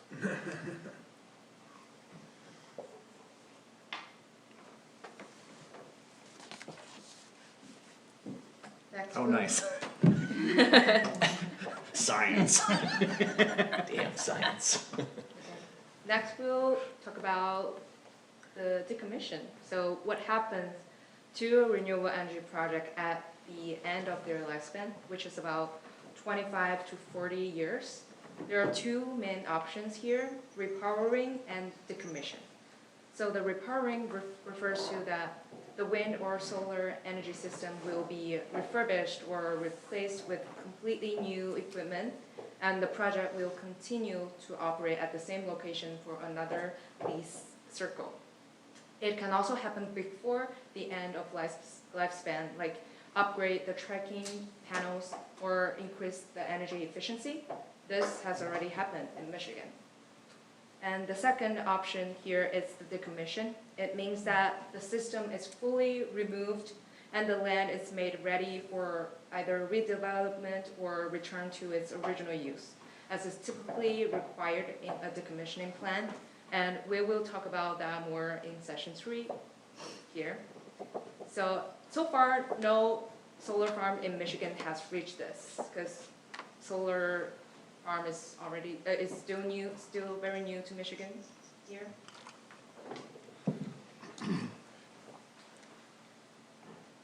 Let's look at this picture. So agrivoltaics refer to lifting solar panels up and spacing them wider to grow crops below and in between them. However, this is not the type of project you should expect to see proposed in your community in the near future, because first, the technology is not matured. So far, only 5 commercial solar crop sites that are active nationwide. And secondly, they are more expensive for a developer to build, and it might require additional incentivizations. But the agrivoltaic did increase a farmer's land use efficiency, but it doesn't maximize either benefit. Since it is difficult to farm, maybe consider grazing. And we have some local expertise on the question about agrivoltaics. Charles Gold from MSU Extension. If you have any question about agrivoltaics, we are happy to connect you with him. Fun fact about agrivoltaics is that the wavelength that goes to grow plants is not the same wavelength that is used to generate electricity. And so advanced solar panels will be able to differentiate and do both. Oh, nice. The light may pass through them. Yep, That is really cool. that is fascinating. Yeah. Yeah. Here, an additional strength of solar is that solar offers flexible locations, options like rooftops or parking lots. But most commonly, it's the brownfield because the parking lots and large rooftops are not utility connected. So a brownfield is a contaminated or marginal land here. It is subject to lower HILT to incentivize, that is $2,000 per megawatts per year. And we have a map here on the right shows the brownfield locations in Michigan. And some of the examples to look at is one of the closed mine in the UP that was developed into a 120 megawatt solar project there, and there's a landfill that in Grand Rapids that was proposed to be developed into a 15 megawatt solar project. First thing that came to mind was on top of a landfill. Yeah. So most concerns about renewable nowadays have shifted from physical implications like leaching, wildlife impact, something like that, to a broader socioeconomic implications. So most importantly for rural Michigan, it ties with the farmland preservation. So this is the question of the hour. Do renewable help or harm farmland preservation? There's a lot of things to consider here, but we will cover briefly, starting with the physical effect of solar on farmland. So solar farms do not permanently change soil composition, but the erosion can happen if some impervious materials are put under panels. But all those impacts can also be minimized or mitigated through requiring specific zoning items here. For the socioeconomic considerations, we listed some of the hypothetical questions would be, like, does solar provide a safety net for a family farming operations, and other questions here.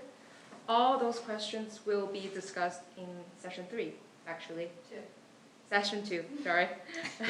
So you can prepare your questions and ideas on land use and farmland preservation for the next session, where we will have a workshop kind of thing to go through Bath Township's own land use type and how it can align with Bath Township's master plan.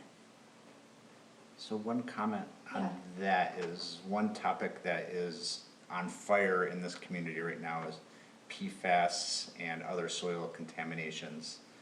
And being prepared to have conversations about what are the actual risks versus these sort of nebulous hypothetical risks. And so, I mean, we're a challenge because we have community members who are very vocal about this, but don't want to look at data or evidence related to that. So effective talking points would be helpful along those lines. We do research some of the PFAS studies in terms of solar panels. I think a quick answer is that the chemicals that within the solar panels probably are not But those PFAS. Yeah. what happens with the Yeah. film on top of it is solar has a tendency to break things down and rain washes it off into the ground. Would that be an issue that would come up, and what is that composition of being in the runoff?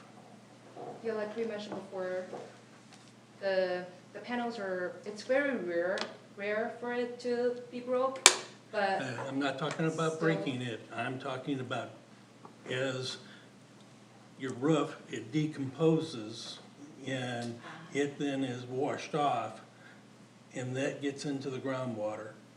What is that, and have there been studies so that, to his point, we can say it does not happen because we will be told it does. I'm sure. We can come up with some, or we can find some answers to Yeah. that. You should have a little panel and bring out and show you. They're covered with glass or a surface like that, impervious surface. It is, yeah, primarily glass. Yeah. Yeah. I imagine that there's FAQs out there where like these commonly, asked questions. There is. On our website, actually. Oh, Yeah. okay. But maybe not covering everything that y'all are coming up with now, because, which maybe we can use those to update. So, all right, so we're gonna get into wind energy now.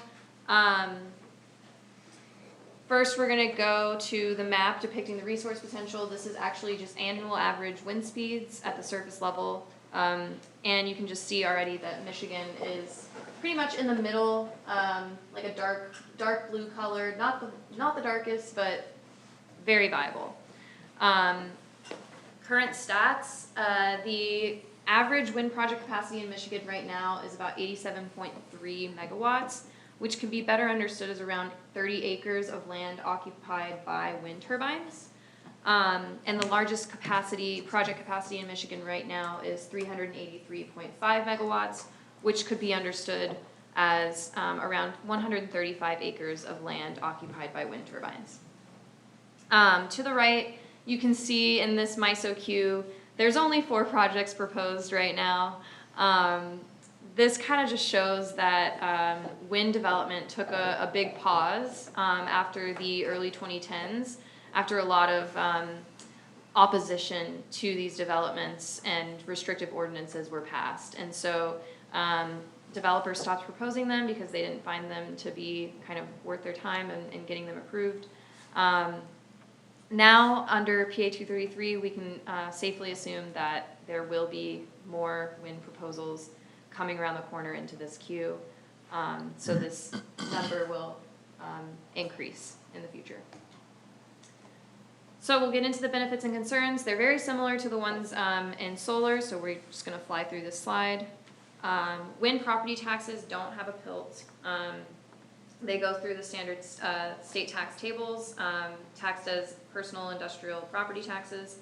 And we just wanted to give one example of like perspective for how much a municipality could receive in tax revenue from a turbine, from a wind project. So an example being Montcalm County, an average turbine there would pay from $400,000 to $500,000 in taxes over its lifetime, which would total to $30 to $40 million for a 75 turbine project. And that lifetime is 5 years, 10 years?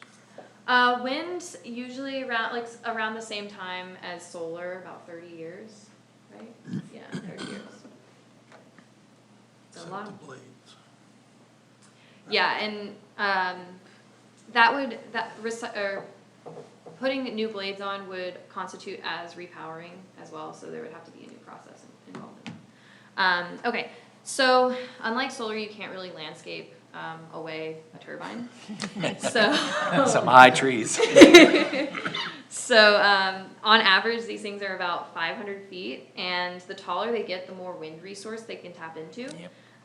And so as technology advances, you should expect that these turbines will continue to get taller. Visual impacts are often mitigated through setback distances, and these can range widely dependent on, the kind of metric location. So like, is it non-participating, is it participating? But it ranges from 500 to 1,500 feet. And we have a recent article here kind of explaining the visual impact with some explainers, like an aspirin tablet with an outstretched arm about 5 miles away. And once you get closer, 1 mile away, it might appear the size of a golf ball, the height of a golf ball. And additionally, in your zoning ordinance, you could also require some visual impact studies that the developer can provide. And this would kind of give you a hypothetical sightline of how the turbines would look. It's really cool technology. It's like a 3D simulation kind of thing. Simplest answer though we would recommend that you go see a nearby wind farm. There are renewable bus tours that Michigan Association of Planning hosts, and they do them quite often. So if you or anyone in the community is ever interested in seeing these projects up close, we can connect you to them. I don't know if they have any planned anytime soon, but they are in the process of getting some more planned. So it's really cool to see. I would recommend it. I've done it. It's fun. Other visual impacts. First, we'll start off with shadow flicker. This is the shadow that the turbine creates at certain times of day, and these shadows can sometimes be positioned on your home, and that causes some concern for some people.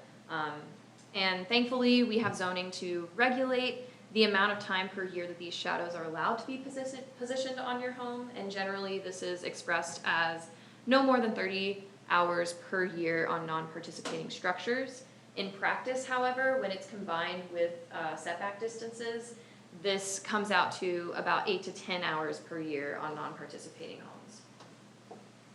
Secondly, there's the red lights on the turbines at night. These are actually required by the Federal Aviation Administration to ensure that planes are aware of the turbines when they're flying in the area. And if this seems to be a significant nuisance to your community, a zoning ordinance could require light mitigating technology, which is commonly referred to as aircraft detection lighting systems. And that requires that lights only be turned on when an aircraft is detected in the sky. This is actually required in PA 233, so we should safely assume that this will be kind of an industry standard going forward. Do you know, I've heard this in some of our dark sky compliance language, are they looking at switch, because most aircraft operate in the IR spectrum as they're flying, have they looked at just using like infrared sensors? I don't, It's not in the visible spectrum. Write Yeah. that down. I'm not sure. That would make a lot of sense. That's your bad. Yeah. That would make a lot more sense than just requiring these like bright red lights that people can see. I'll look into I just that. heard that, I've heard that conversation, I don't know. if- Yeah, I heard that as well. Yeah, I'm not sure, but we can definitely look into if there's research on that or if there's examples of that in other states or local ordinances. Okay, now we can get into sound. Wind provides a lot more examples on like how to kind of compare different sounds to what a turbine would look like or sound like at different distances. So I like to use this graphic. The lines at the bottom are about 100 meters. So this is like 100 meters, 100 meters, 100 meters. That is 328 feet. And I'm horrible at picturing distance, so for my help with this, I picture a football field, which is about 360 feet. So only 30 feet more than what this would be. So when you're at the turbine itself, it'll sound like a lawnmower, basically, like at the blades. Like if you were like literally at the hub, it would sound like a lawnmower right in your ear. Once you get about a football field away, it's described as sounding more like you're standing next to a mid-sized air conditioning unit, window unit. And once you get about 4 football fields away, it starts sounding like the light hum of a refrigerator, which is 40 dBA at 4 football fields away. At 40 decibels, at 4 football fields away, it'll probably blend into the ambient sound levels of nearby roads, and that's also about comparable to the average setback distances that we see in zoning ordinances for these technologies. Okay, now let's get into wildlife impact. There are often concerns about the effects of renewable energy impacts on wildlife for both wind and solar. The most immediate impact is the disruption and displacement of habitats during the construction phase of these projects. For wind turbines specifically, there is concern of harm to bird and bat populations. While turbines can present obstacles to birds and bats, many organizations like the National Audubon Society support properly siting turbines as a way to combat climate change, which poses an even greater threat to these species than the turbines themselves. And there are resources and recommendations out there on best practices for siting that can actually even map out areas of low potential conflict with these species to make sure that they're not even in their flight paths. Another thing is that if you're worried about bird and bat mortalities, wind turbines are not the leading cause. Cats, glass, tall buildings, and vehicles are way more impactful than collisions to wind turbines. Yes. One thing I see on there, the collisions on land-based wind turbines, that doesn't say how many wind turbines or how many birds per turbine. I mean, as we go forward, we're gonna be hopefully putting up more and more and more and more wind turbines. So theoretically, I think that should be, based on 50,000 wind turbines. Yeah, having a number put to it for reference. If they were driving fewer cars, then that could balance it out. Yeah, that's true. Not having a. Yeah, and I mean, I still think that as we put more up, we're gonna have to be cognizant of these migratory patterns. And that can be done by having these site plan review items like the environmental impact analysis and the avian and wildlife impact analysis to kind of make sure that you're siting in a smart way. And in the ordinance, the developer could be required to spay and neuter cats, and it would say that. Exactly, yeah, that would be innovative. Is it feasible or is it practical to, as part of an ordinance, specify, just looking at that practical solution of a single blade painted black, is that something that would be within our realm of requirement, or would that be more of a manufacturing kind of limitation? It would probably have to be done at the manufacturing phase. If these turbines are being produced and you could request the developer source their turbine from that manufacturer. If not, if they're willing to just paint them themselves, I don't think that that's a thing though. I think the manufacturer does them. I've never seen one like that. Do you have any? I haven't seen it instances? either. Yeah. It's we've only heard about it through studies. Maybe it's in Europe or something. Yeah. This study actually was conducted in Europe. So Yeah. See, not that's even- exactly. Yeah. So, I think this would have to be a conversation with the developer to see what they're able to kind of provide in terms of mitigating the impact. All right, ice throw is another concern with turbines. This refers to the ice that accumulates on a turbine blade in freezing weather that can be flung at high speeds. Sounds a little scary, but to mitigate the risk of ice throw, the developer or company that's managing that power plant can power down the turbines if ice accumulation is detected. And the technology around this ability to detect ice accumulation has matured greatly. In fact, when I recently visited a wind site, the manager of the project plant specifically talked about having to power down these turbines for this reason, and their technology is like extremely advanced and it's super easy for them to do. This was in Michigan? Yes, I was at, I can't remember, Gratiot Wind Farm? Yeah, Gratiot. with DTE. Setback distances also protect from risk of ice throw, and it's also nice to note that there have been no recorded incidents of this in Michigan. So even in places like Michigan, where it's a very cold region, these risk mitigations do work. But still, if you're concerned, talk with the developer and figure out how to ensure that this doesn't cause any problems. All right, back to property values for wind. LBNL, it's part of this same lab, Lawrence Berkeley National Lab. Their highly anticipated research just came out in February 2024, and they determined that homes within 1 mile of the project decline in value after the announcement of a wind project and during the construction phase. However, these were seen to recover after the construction phase was completed, and homes within 1 to 2 miles experience much smaller impacts, and homes located further away than 2 miles are completely unaffected. Obviously, let's note the shortcomings, as Yinshin noted earlier. Again, this isn't a Michigan-specific study, and so everything could change. But yeah, and so Yale recommends that homeowners can be given short-term compensation to make sure that these losses during the project construction phase are accounted for. Farmland preservation is also a much more obvious benefit compared to solar, because wind turbines occupy a lot less farmland. It's about 0.5 to 1 acre per turbine, and farmers can actually continue their farm operations around those turbines.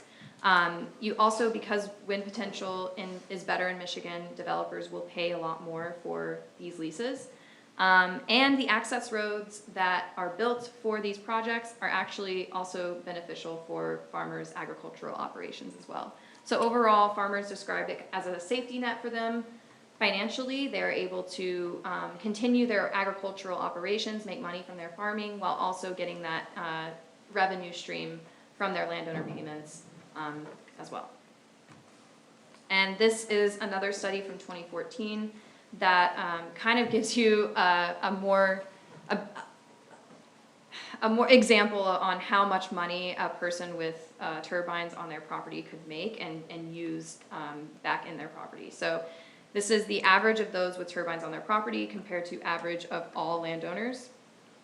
And it nearly doubles their revenue that they're using back in their property. So this kind of goes to show the clear benefit for landowners hosting wind energy, and also the contrast of those not hosting renewable energy. So the benefits are very clear for the landowners, and the drawbacks are very clear for the neighbors, because they have the impacts of the visual impacts, the noise impacts, and they got none of the money. So we'll discuss more on farmland preservation in session 2, so continue thinking on this a little bit. And then now we'll get into battery storage. And this is the last section, and then we'll be done.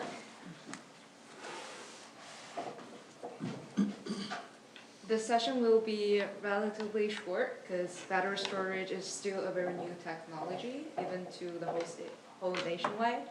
So there are just limited projects, studies, and guidance to look at, but since it's a part of the PA 233, we still want to go through what we do know about battery storage so far to help you understand about this technology.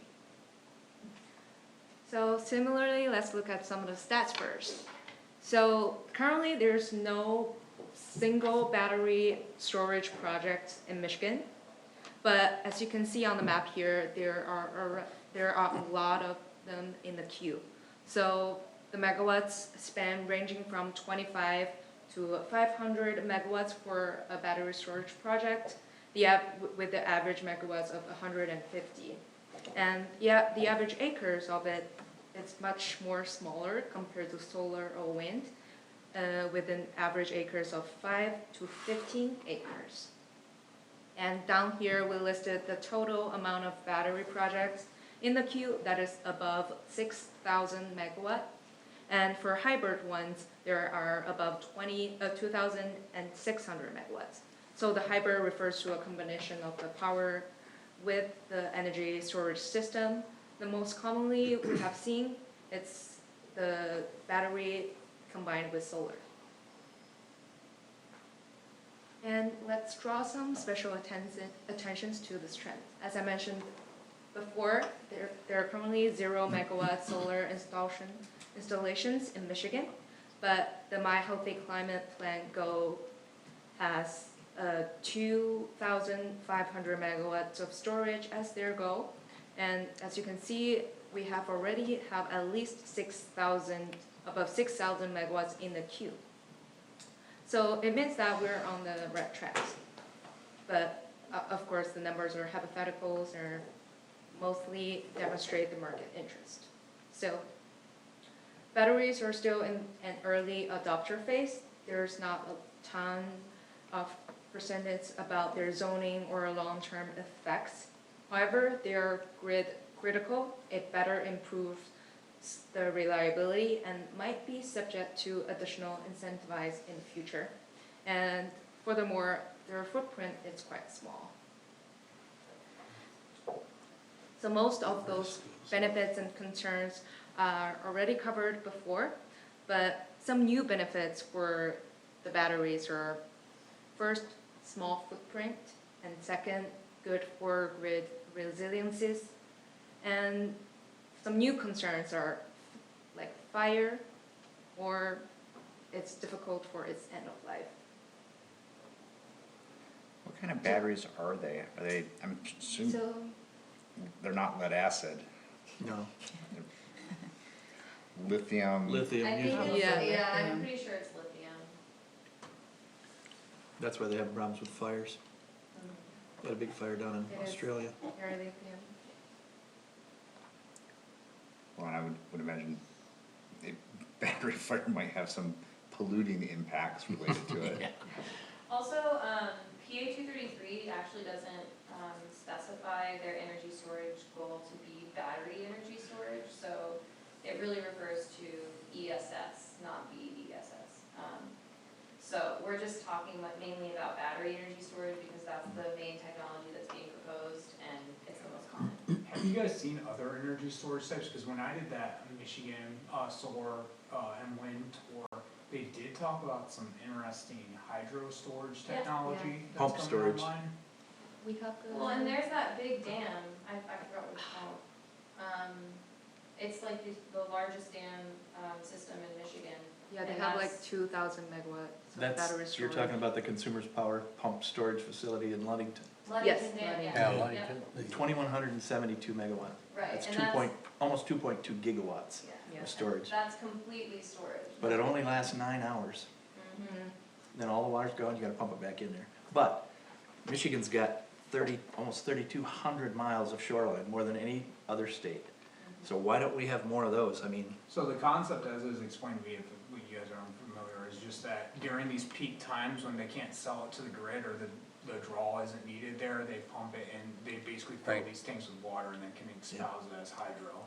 Yep, it's actually a 1,000-acre lake that they pump it into. yep. So I it's was a- fortunate enough to go up and see it when it was up back in the late 70s. During this tour, they even talked about building water towers and then Yeah. lifting heavy objects within the tower. That's themselves another one, and yeah, I dropping them. just was reading about that. Cadmium. Yeah, What was this tour that you went on? it was the one that you referenced earlier, it was Oh. Michigan Planning. Cool. We just, I don't know, maybe we had a particularly, There's some really fascinating non-battery based storage concepts that they're working on right now. Yeah. Like he just said about the weight, they pull this weight up and then drop it. There's a huge facility going up in China that's like 5,000 ton weight that they pull up during, peak generating hours, and then when they need the power, they let it go down and it generates. I think the problem right now is just the market viability of it, Yep. what's the long-term maintenance cost and is it Yep. profitable? And that's why I think that pumped storage, that thing's been working since 1973, Sure. and it's Well, hydro is very- fantastic.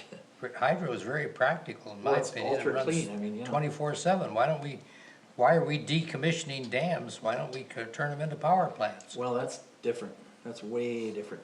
You're running into chewing up fish and all that kind of stuff. Oh, too. wow. The dinosaurs got extinct too someday. What, are we gonna bring dinosaurs? Now you're talking about meteorite strikes, we're not getting into that. Okay, sorry to Okay. take us off topic. It's okay. This is actually the last slide with actual content in it. So we will be only covering one of the common concerns today, the fire safety, because it's one of the most commonly asked one, and also since other concerns are pretty still in the exploring phase, so we don't want to express too much of that information for when there's a lot of field that is still unknown. So let's start with the fire safety. So the battery do create risks of fires and explosion, and if the fire occurs, there's also potential for the chemical to be leaching. But at the same time, the safety mechanism, the mitigation methods, the codes and the standards are rapidly evolving and improving, and the safety system are designed to prevent thermal runaway. And we listed also some of the mitigation methods here.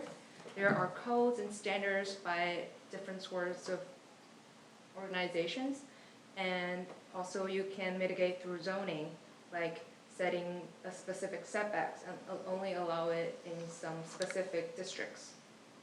And also thirdly, it's to improve the local preparedness. So we can work with the developer to come up with a fire response plan to better help the local fire department to understand this, to better respond to this kind of situation.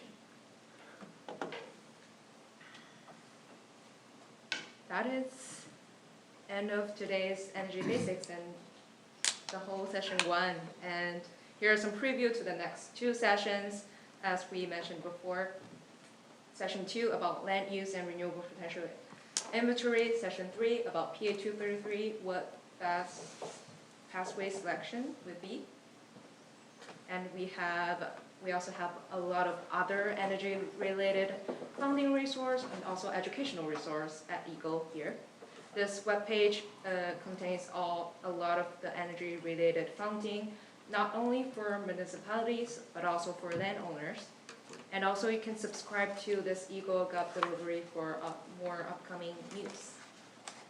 Thank you so much for listening to this extremely long presentation. But any final questions? No. Yeah. I have a comment. So this has been fabulous. This has been a really informative presentation and answered a lot of questions, even questions I didn't know I had. So I just wanted to thank you for all your hard work on this, and I'm looking forward to the next 2 presentations. You did a good job. Yep, I think it's very well prepared. Thank you. I have a question. Yeah. Go for it. You have to do this at every township? Uh, How did you choose Bath? So there is a survey, it's called the Miles Survey, it's conducted by the University of Michigan. And Bath Township indicated on that survey that they were interested in being contacted or updated for renewable energy planning. You and I went to that. We went to a conference on that. Yeah, and so we looked at that guest directory and we contacted, we sent out a whole mass email to all the townships that responded. Yes. And I thought we were special. That's what I just wanted to know. Well, you are special because y'all are the ones that we chose out of a lot of potentials. So. Also close to Lansing. Well, we live in Ann Arbor. Oh, you do? I'm sorry. My condolences. I know. No It's more, gonna be a long no trip. more leaf blowers for you guys. Yeah. Yeah. So well, we thank y'all. If you have any more questions, or if not, we'll see y'all on April 23rd. April 23rd. April Yeah, 23rd. 20-something. And so just, I got some stuff that I bring, but I think we talked about that presentation being a little bit shorter in length and. Yes, it will be. Yes. Alright, we'll have some other items I can talk to you guys about in the, report from planner. Good. Yeah, and if you give us like a specific amount of time that you want us to keep it within, we can, practice and make sure that we make it that. Okay. Yep. I don't think Alright. that'll be necessary, that's all right. Yeah. Thank Yeah, you. for sure. That's fine. Cool. Here's your laptop back. Yeah, thanks, and I'll follow up with you guys. Yes, and we have our So check-in you won't be next here week the as well, 23rd, so, right? No. if you want, Neither will I. we can just meet then, or. Just email, wondering if- whatever. Yeah, and I'll probably email you before that, cause you need some data from us, we'll work Yeah, on right. that tomorrow, and then I'll send you guys a video once we get on YouTube. Training so you session guys to can go use to it in Arkansas. Get your questions. Answer questions, yeah, that'd be great. Arkansas. Thank you. Alright, thank you guys. Y'all have a good night. Thank you. Thank you. Thanks for Thank coming. Thank you.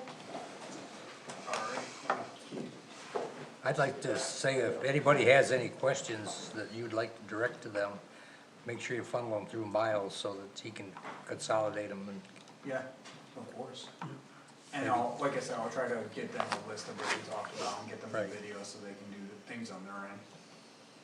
So you and Beth did a little bit of research on some possible viable areas or arenas Yep. that, Yep, and what, I didn't mention it to them, but I'll do it in my follow-up email. So we did mail out probably to about 20, there's about 20 or 20, low 20s parcels that we thought were in.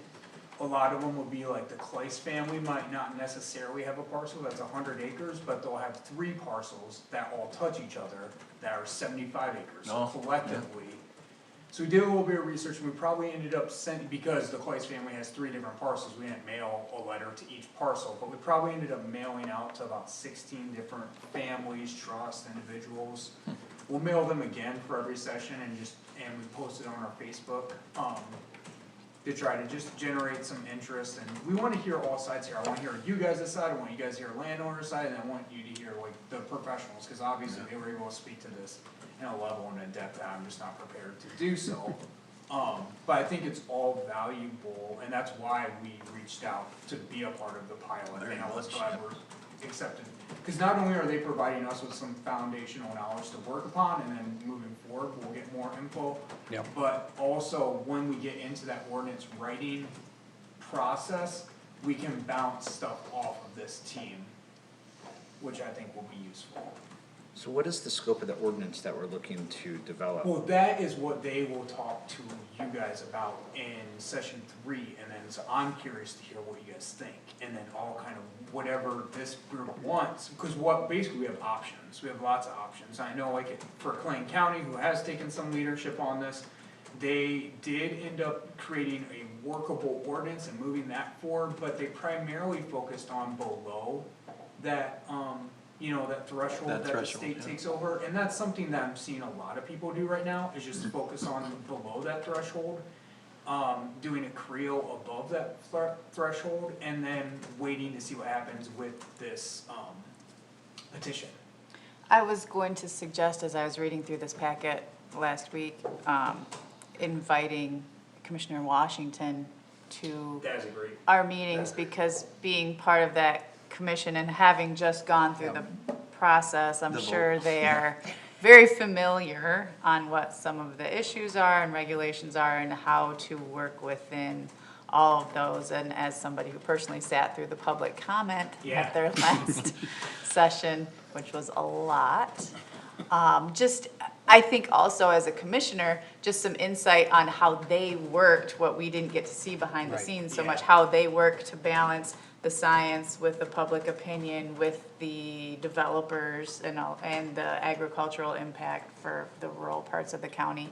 I would just be kind of curious if he could offer us any guidance I on think that. that's a great idea, and I can reach out, but I guess I would ask, I know a couple of you are close to him as well, maybe have you guys reach out and double tap him to see if we can get him there, cause I think that is valuable. Especially in that session 3, where we're going over our options. Yeah. I mean, one thing I'll add is that the process that Clinton County went through, was structurally flawed from my perspective. And so, I think for us to consider, who do we reach out to for, professional guidance on crafting the language of our ordinance, whether that's our lawyers, or whether that's, we identify, extension at MSU. Sure. You know, being very careful about finding neutral parties to support us in that process. I think that's correct. When we did our lighting ordinance, we attempted to do that. We didn't wanna work with developers to write our lighting ordinance, even though they might know lighting well, because they actually have to install it, and it's highly technical. So we did work with companies that provide lighting to the developers, because they don't have a financial incentive, they're just selling lighting, but they could let us know, like, what you're writing here, there isn't a product that fits that niche. So if you were to write it like that, it functionally wouldn't work in reality. Well taken. I enjoyed it. Thank you. Okay, can we move on? Sure. Thank you. Was that your report? No, just go, No, but Miles does have a report. No, I don't have a formal report, but I know it's getting late now in the night, and so just quickly, a couple of things. Like we said, they will be back. I tried to make this agenda light, cause I knew this would be their long meeting. Yeah. Thank you. Next meeting, we do have a couple of things, just cause of what we're required to do with noticing, where we have to book them far out. So the IDEs are gonna have a public, hearing for that townhome development, just so everyone is on the same page. When it comes to the agency review, I was thinking maybe we could have a full agency review done and a full staff report, and there could be some potential to get a vote there. I'm never in a rush to get a vote, but You know, the potential was there, now it's looking more and more like that agency review won't be fully completed out. We are running into some of the agencies that are requesting follow-up and more information and amendments to plans. So we, by the nature of us already spending money on, with the local newspapers, which, by the way, they upped their fees for noticing, so like a couple sentences was $198. They're the only paper, they can do it. Yeah, but we already noticed it, so we'll have that public hearing, just kinda tick that box and get it out of the way, but it'll be with, you know, kinda somewhat incomplete information, but that's okay. But definitely not a meeting where I'm gonna encourage a vote. We, especially on the utility side, need to figure some things out. That's the Somerset location? Yeah, Okay. yeah. Now, does having the public meeting, fix the calendar by which we would have to No. vote on it? No. No, done It's 7 o'clock, it's a of course. public hearing, isn't it, not a No. public meeting? Public It, hearing. it's a public hearing, and then even like, Marsh Point Townhomes is a good example where it had been so long, cause it was like 3 years, and like literally the longest development I've ever seen. 3 years this thing been going back and forth, by the time I got here, I was like, we need another public hearing, cause it's just been so long since the public has touched this, and then we had a second one. And then we still went months of back and forth until eventually I've seen the parcels back up for sale. So I'm like, alright, the project was dropped. Which one is that you're talking about? Marsh Point Townhomes. Oh, yeah. It might even been before you were on the planning I, commission. yeah, no, I was here when he did the presentation on it. For the notices for that public meeting, that goes out to all the residents of Somerset as well as the property owner, or the management company? Yep, it went out 300 feet from that larger parcel there, and then got those in the mail, and then went to the local newspaper. Right across the road here, On Marsh Somerset. Point? No, Marsh Point is over on the corner of Coleman and Marsh Road. The end of Marsh Road.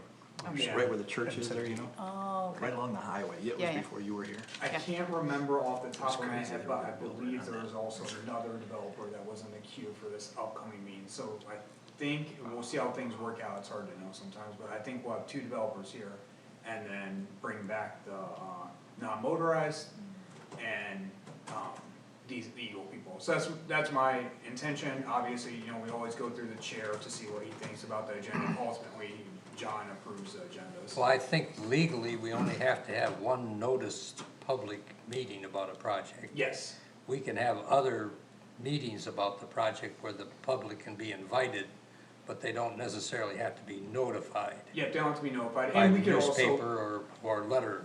That in the standard, the minimum standard is 1, Right. but we can go above that anytime, but also to, Jason's question, it doesn't set a time frame.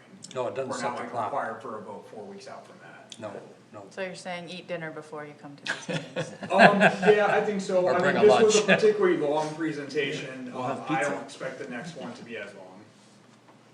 This one was like getting us all that foundational knowledge. Yeah, I think it was very well done. I enjoyed it, Yeah, And it's in terms, fascinating.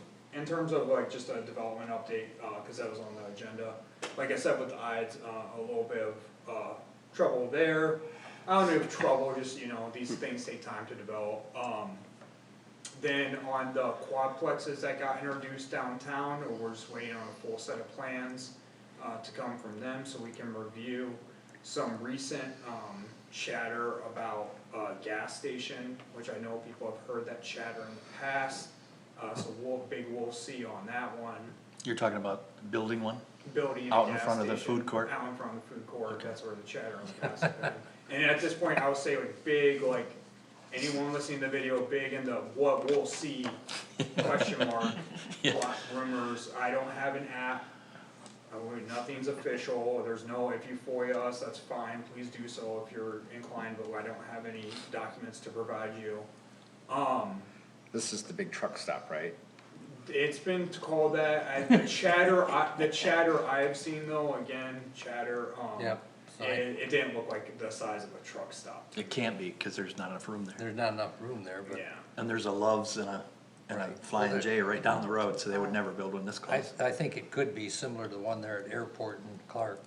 Yeah, exactly. Yeah, so I know on Gary Lane, proposed it. the section and drive that runs north-south, there's been some land clearing down there, again, everything's just chatter at this point, I don't have an app or any plans to give anybody, but the chatter is that somebody might be looking to do site condos down there, but again, no app or anything, so we'll see on that one. But I just wanna apprise you guys of these things, cause I'm sure people are calling me asking, they may be calling you guys and asking. Appreciate it.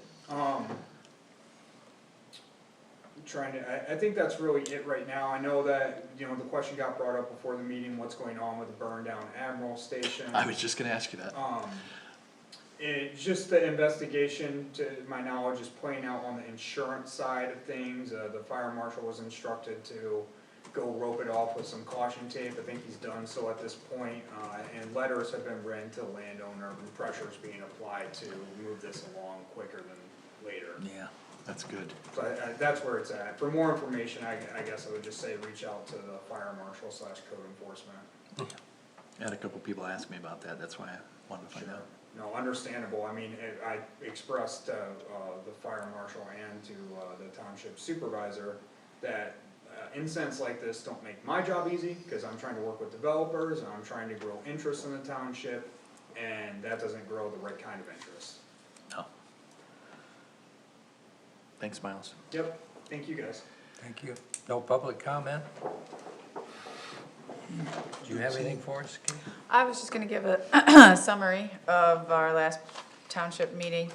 First off, I wanted to thank all of you who attended the special meeting beforehand.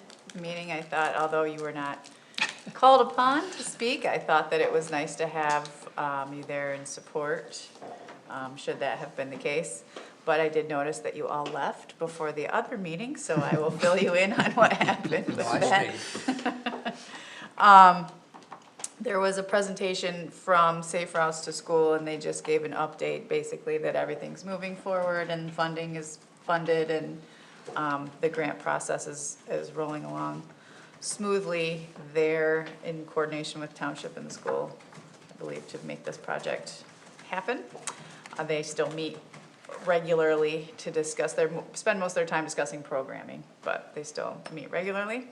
There was a short mention from the superintendent about perhaps a delay on the Webster Road project. I don't know if you wanted to offer any clarification, if you could, on that, or? Yeah, I think I can. Some timelines are shifting. On the sidewalk front, no delay, so that's important to note. So sidewalks this year are gone, as far as I'm aware.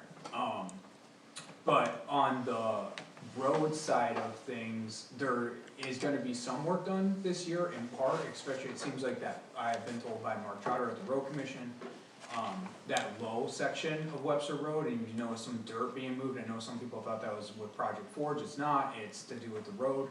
Right.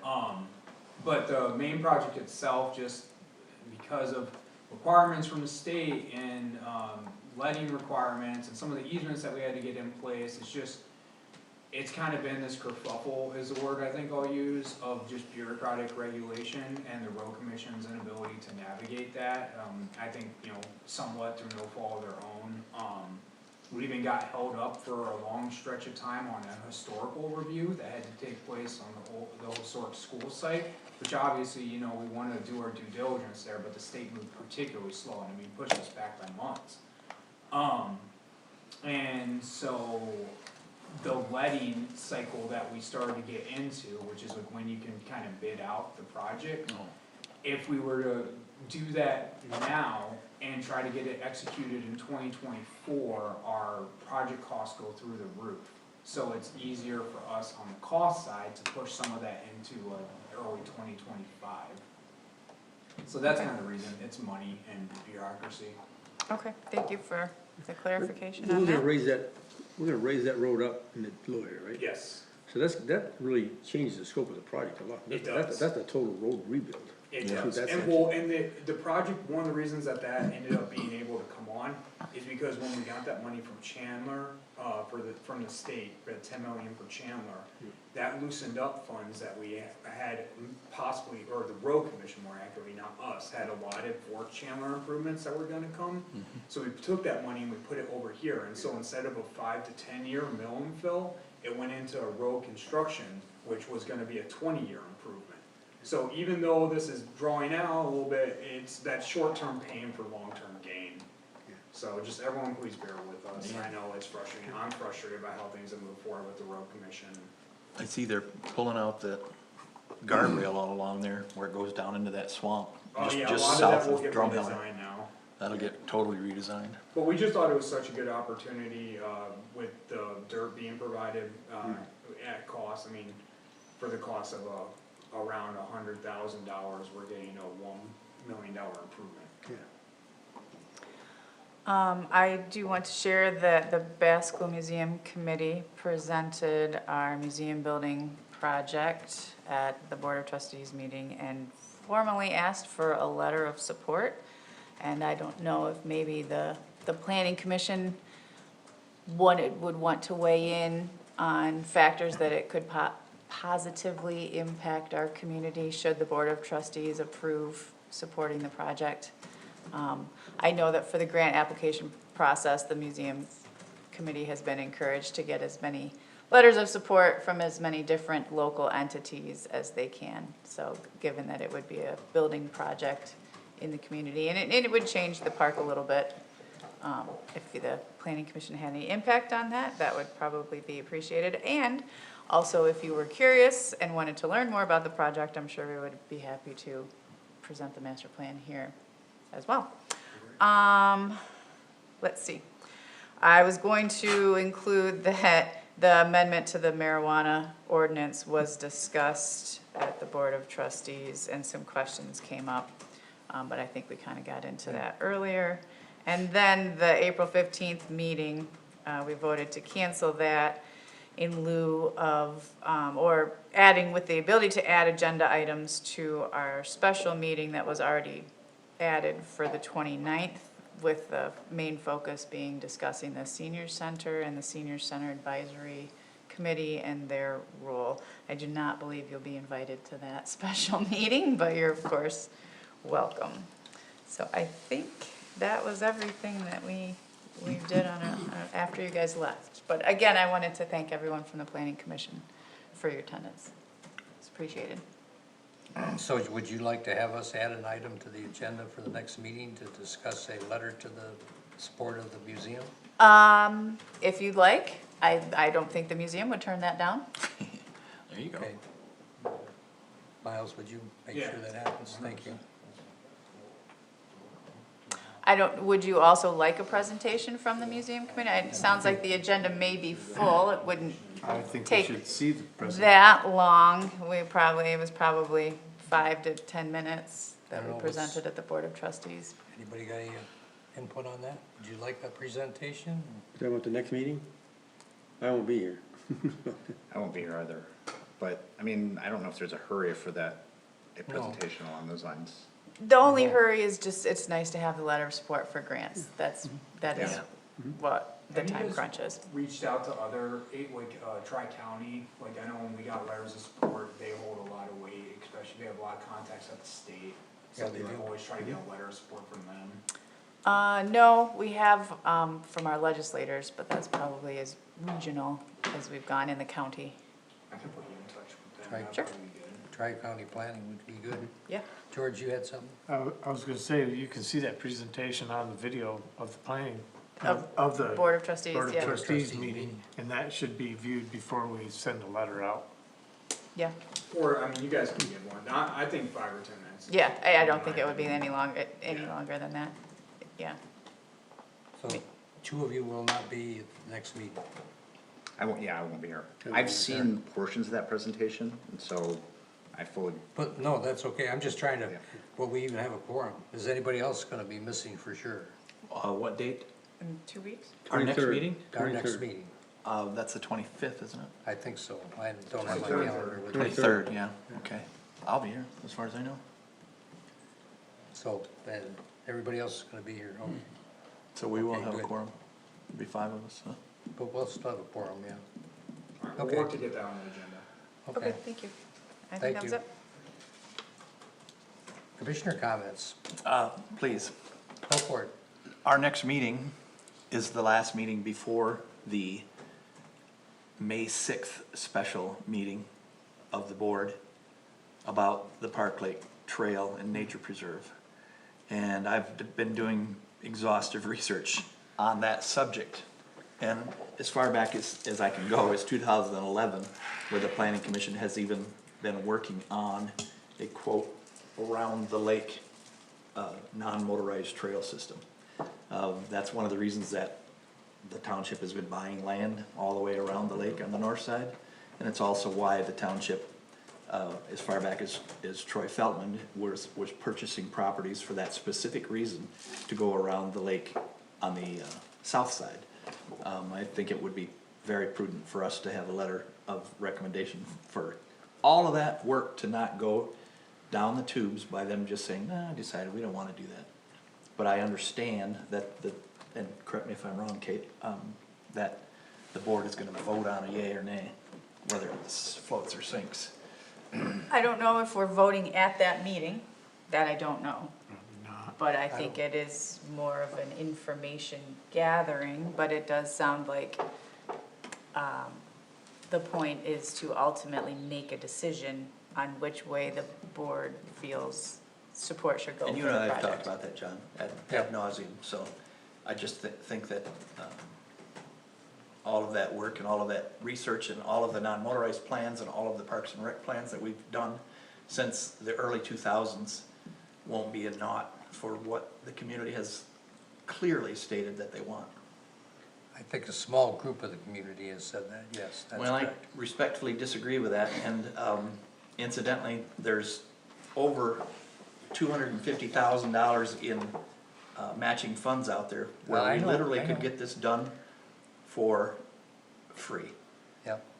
So by why- applying for the DNR trust fund grants. Why would the board make a decision considering the current budget is set? And, I mean, I guess they would set next year's budget, but Right. that would be within potentially new board Right, after the election. correct, could, Seems like could an odd possibly time be, to, yes. you know, draw a line in the sand that could easily be I think undone with the the- next board. Feeling was, this has been kicked around for so long. Should we keep kicking it around till there's another board, or? The board we already should made a make a statement? decision I on don't- this Did the- to well, fund it, and then, I mean, it will still get, Recently? what's that? Recently? Last year? It was 2022 when that 22. CIP was approved for 50,000. For Yeah, but it 50,000. was 2023 when, I think, I mean, It was re-upped. it's been funded, the project's been funded for a couple of years, When you say funded, what do you mean? budget allocated. There you Budget go. I was gonna say, use the A word, allocated. I was Allocated. corrected by Mr. Wiswasser at that time, Allocated is a lot different than it's been dispersed. and it means that It's is- kinda like the check is in the mail. Yeah, it means like you don't have to spend that money on that project. Right. Bunch of Which is- wordsmiths up in this Yes, business. yes, that is correct, yes. To me, that's shady, correct. but I mean, what's the point of having a CIP program? Well, it's a symbolic, you know, vote, if anything, cause Pretty much. it ultimately doesn't mean anything, other than lack of support for the current short term. Yeah, Does that mean it completely dies? Like there's no future at all with it? that's, I think the supervisor think did like discuss the dilemma that you just laid out, which is like, I don't know, he feels like it has been kicked around a lot, I don't wanna speak for him, but he feels like it's been kicked around. He feels like it would, he owes it, the board owes it to the community to say, we're going one of these ways, but he also expressed a dilemma of like, yeah, there is an election coming up, like, I don't wanna kick this down the line, but like, do we need to wait out? So I think this session is supposed to be informational. yeah, well, and that's another dichotomy is, I don't know how he's it's been gonna labeled as informational, and yet Ryan has specifically stated that it is not a town hall meeting. It's simply a special meeting for the Board of Trustees. That means that the public will have 3 minutes at the beginning and 3 minutes at the end. That's correct. Period. So how can it be informational? When they don't have the information, where are they gonna get it from? Presumably they're gonna draw on experts and other members of the township staff to. I doubt if they'll let me talk. You've had strong voice Well, along for the 3 entire minutes you can. process. Yeah, I was gonna say for 6 minutes I can, seeing as how it's on the agenda. I think that's one of the reasons that he wanted the board to tour the rest of the Park Lake Trail, where it goes through the berm and around. Well, that was, you and I talked that, Ben told you that it was all wet back there. I talked to Ben about it too. I don't know whether he's aware of where it actually, Well, I don't know all the information, I think that's I part of the offered my, problem. I offered my services and Yeah, my well, research, that's and, part of the problem. you know, that You'll would have be to where work the that out information with would come Ryan. from. I even have pictures. Yeah, you work that out with Ryan, will you please? I did, already, sir. And in Okay. fact, I will say that that's where he got the idea for the special meeting. I like shot myself in the foot. Anyway, I had to, as the Jason smiling at me knows, I had to get on my pulpit and beat my stick once again. Okay, thank you. Thank you, John. You're welcome. George? Just I appreciate those that work behind the scenes here at the township. And those who serve. Thank you. I didn't mean to bypass you, Kate, but I figured you were I done get, I'm when you good, gave your. thank you. You're welcome. She was taking a break. No comments.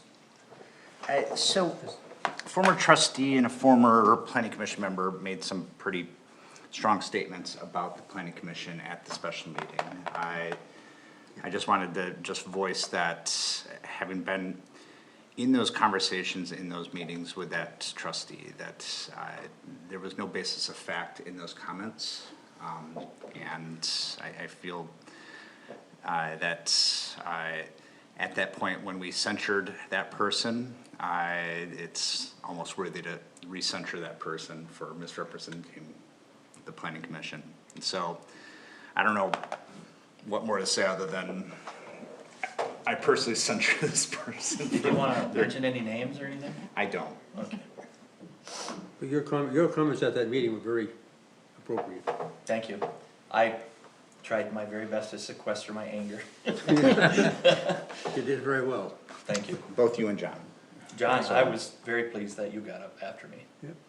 Yeah, I had some words for Kellerman at the board meeting too, the board member comment, or public comments. Because as far as I'm concerned, Roundup is a bigger issue than PFAS. Yeah. And it's in our soil, it's in our water, it's in our bodies, it's in our food, and nobody's addressing it at all. You can go to your local hardware store or big box and buy all of it you want. Yeah. Mr. Severie, do you have any comments you'd like to share? Just one question. All the gravel or whatever is being hauled out of Drumheller Road, where's it going, you know? It's being hauled, yeah, it's a good question. It's being hauled, we just talked to, Sligo the other day. It's being hauled in to Drumheller So it's going Road. in So or they out? are going, there's some topsoil that is actually being hauled out, so I was trying to say 100%. But they are, that gravel pit is in its life cycle where it's going through reconciliation or, whatever the term that starts with an R is. But they're restoring the site, to its mandated level by the state of Michigan. So they're hauling in a lot of material right now. They got a contract for a large highway improvement job that needs material hauled off, and that's accelerated the reconciliation process. There's been a lot of truck traffic. We have gotten some contact from some neighbors. What we've tried to tell people is, we realize the effects it's having. It is a legacy facility in the township, so it doesn't have some of these strict standards that more modern facilities have, but which try to just keep the bigger picture in mind.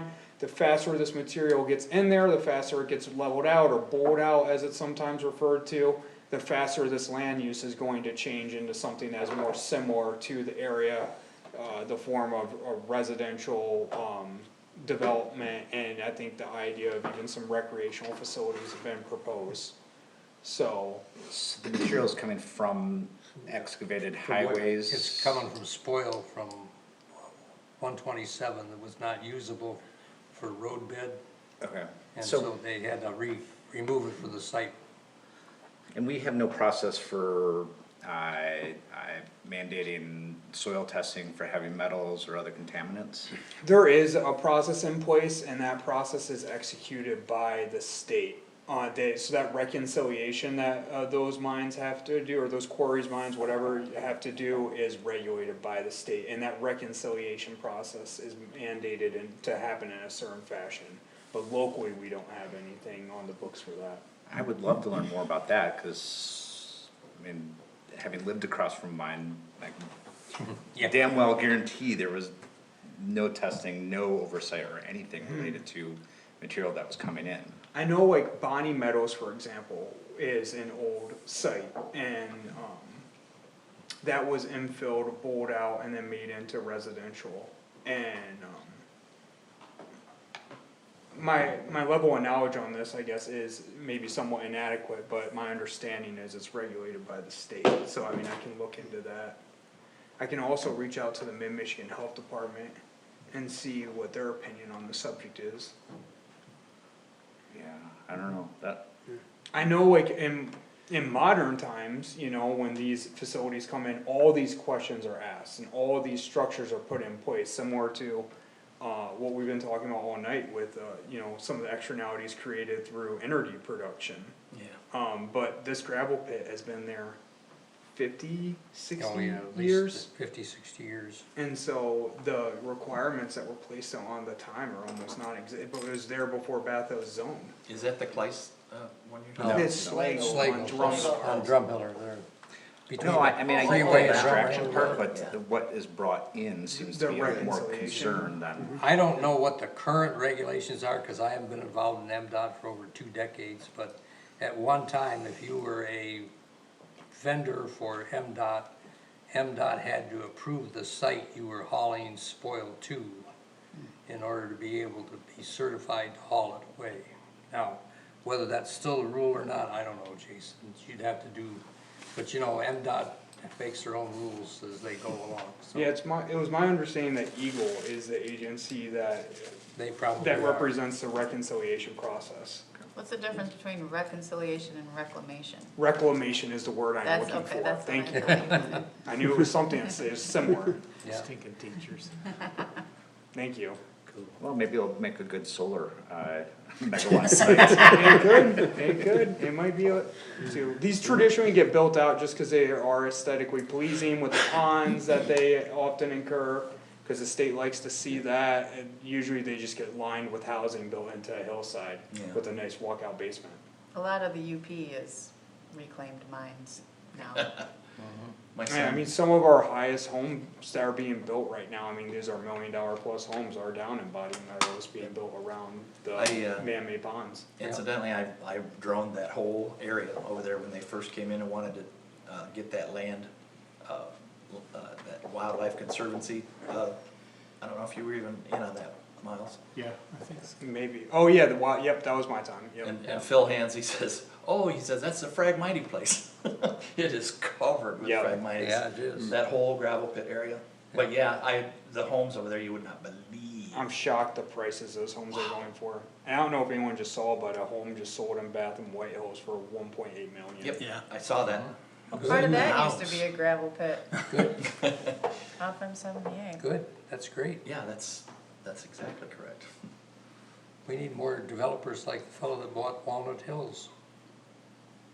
Well, I know a lot of people too, He they was try building to one be house there. on the Bath side of White Hills for Who now? tax He reasons. built one for his son. Bonnie He's Meadows is building still one in for You Bath don't see one from Township? the road. It's the Yeah, very we said corner, no. Just right on Oh, the he was corner. gonna. Very corner. Yes, he was. depending on how you Okay. come into, you have to leave the township to get back in. Okay. Move to adjourn?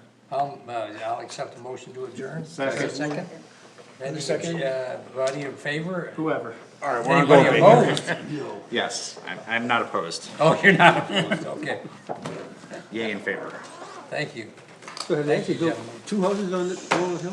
Well, that was what the plan That's was. what's the plan, but But right but Mark now, says, It's just Yeah. one, right? yeah, it's, and, but Sorry about they pulled back and they're not building the second at this time. The first thing I Yeah, I said got was my that form the guy was gonna build 3 homes notarized there. today. Thank you.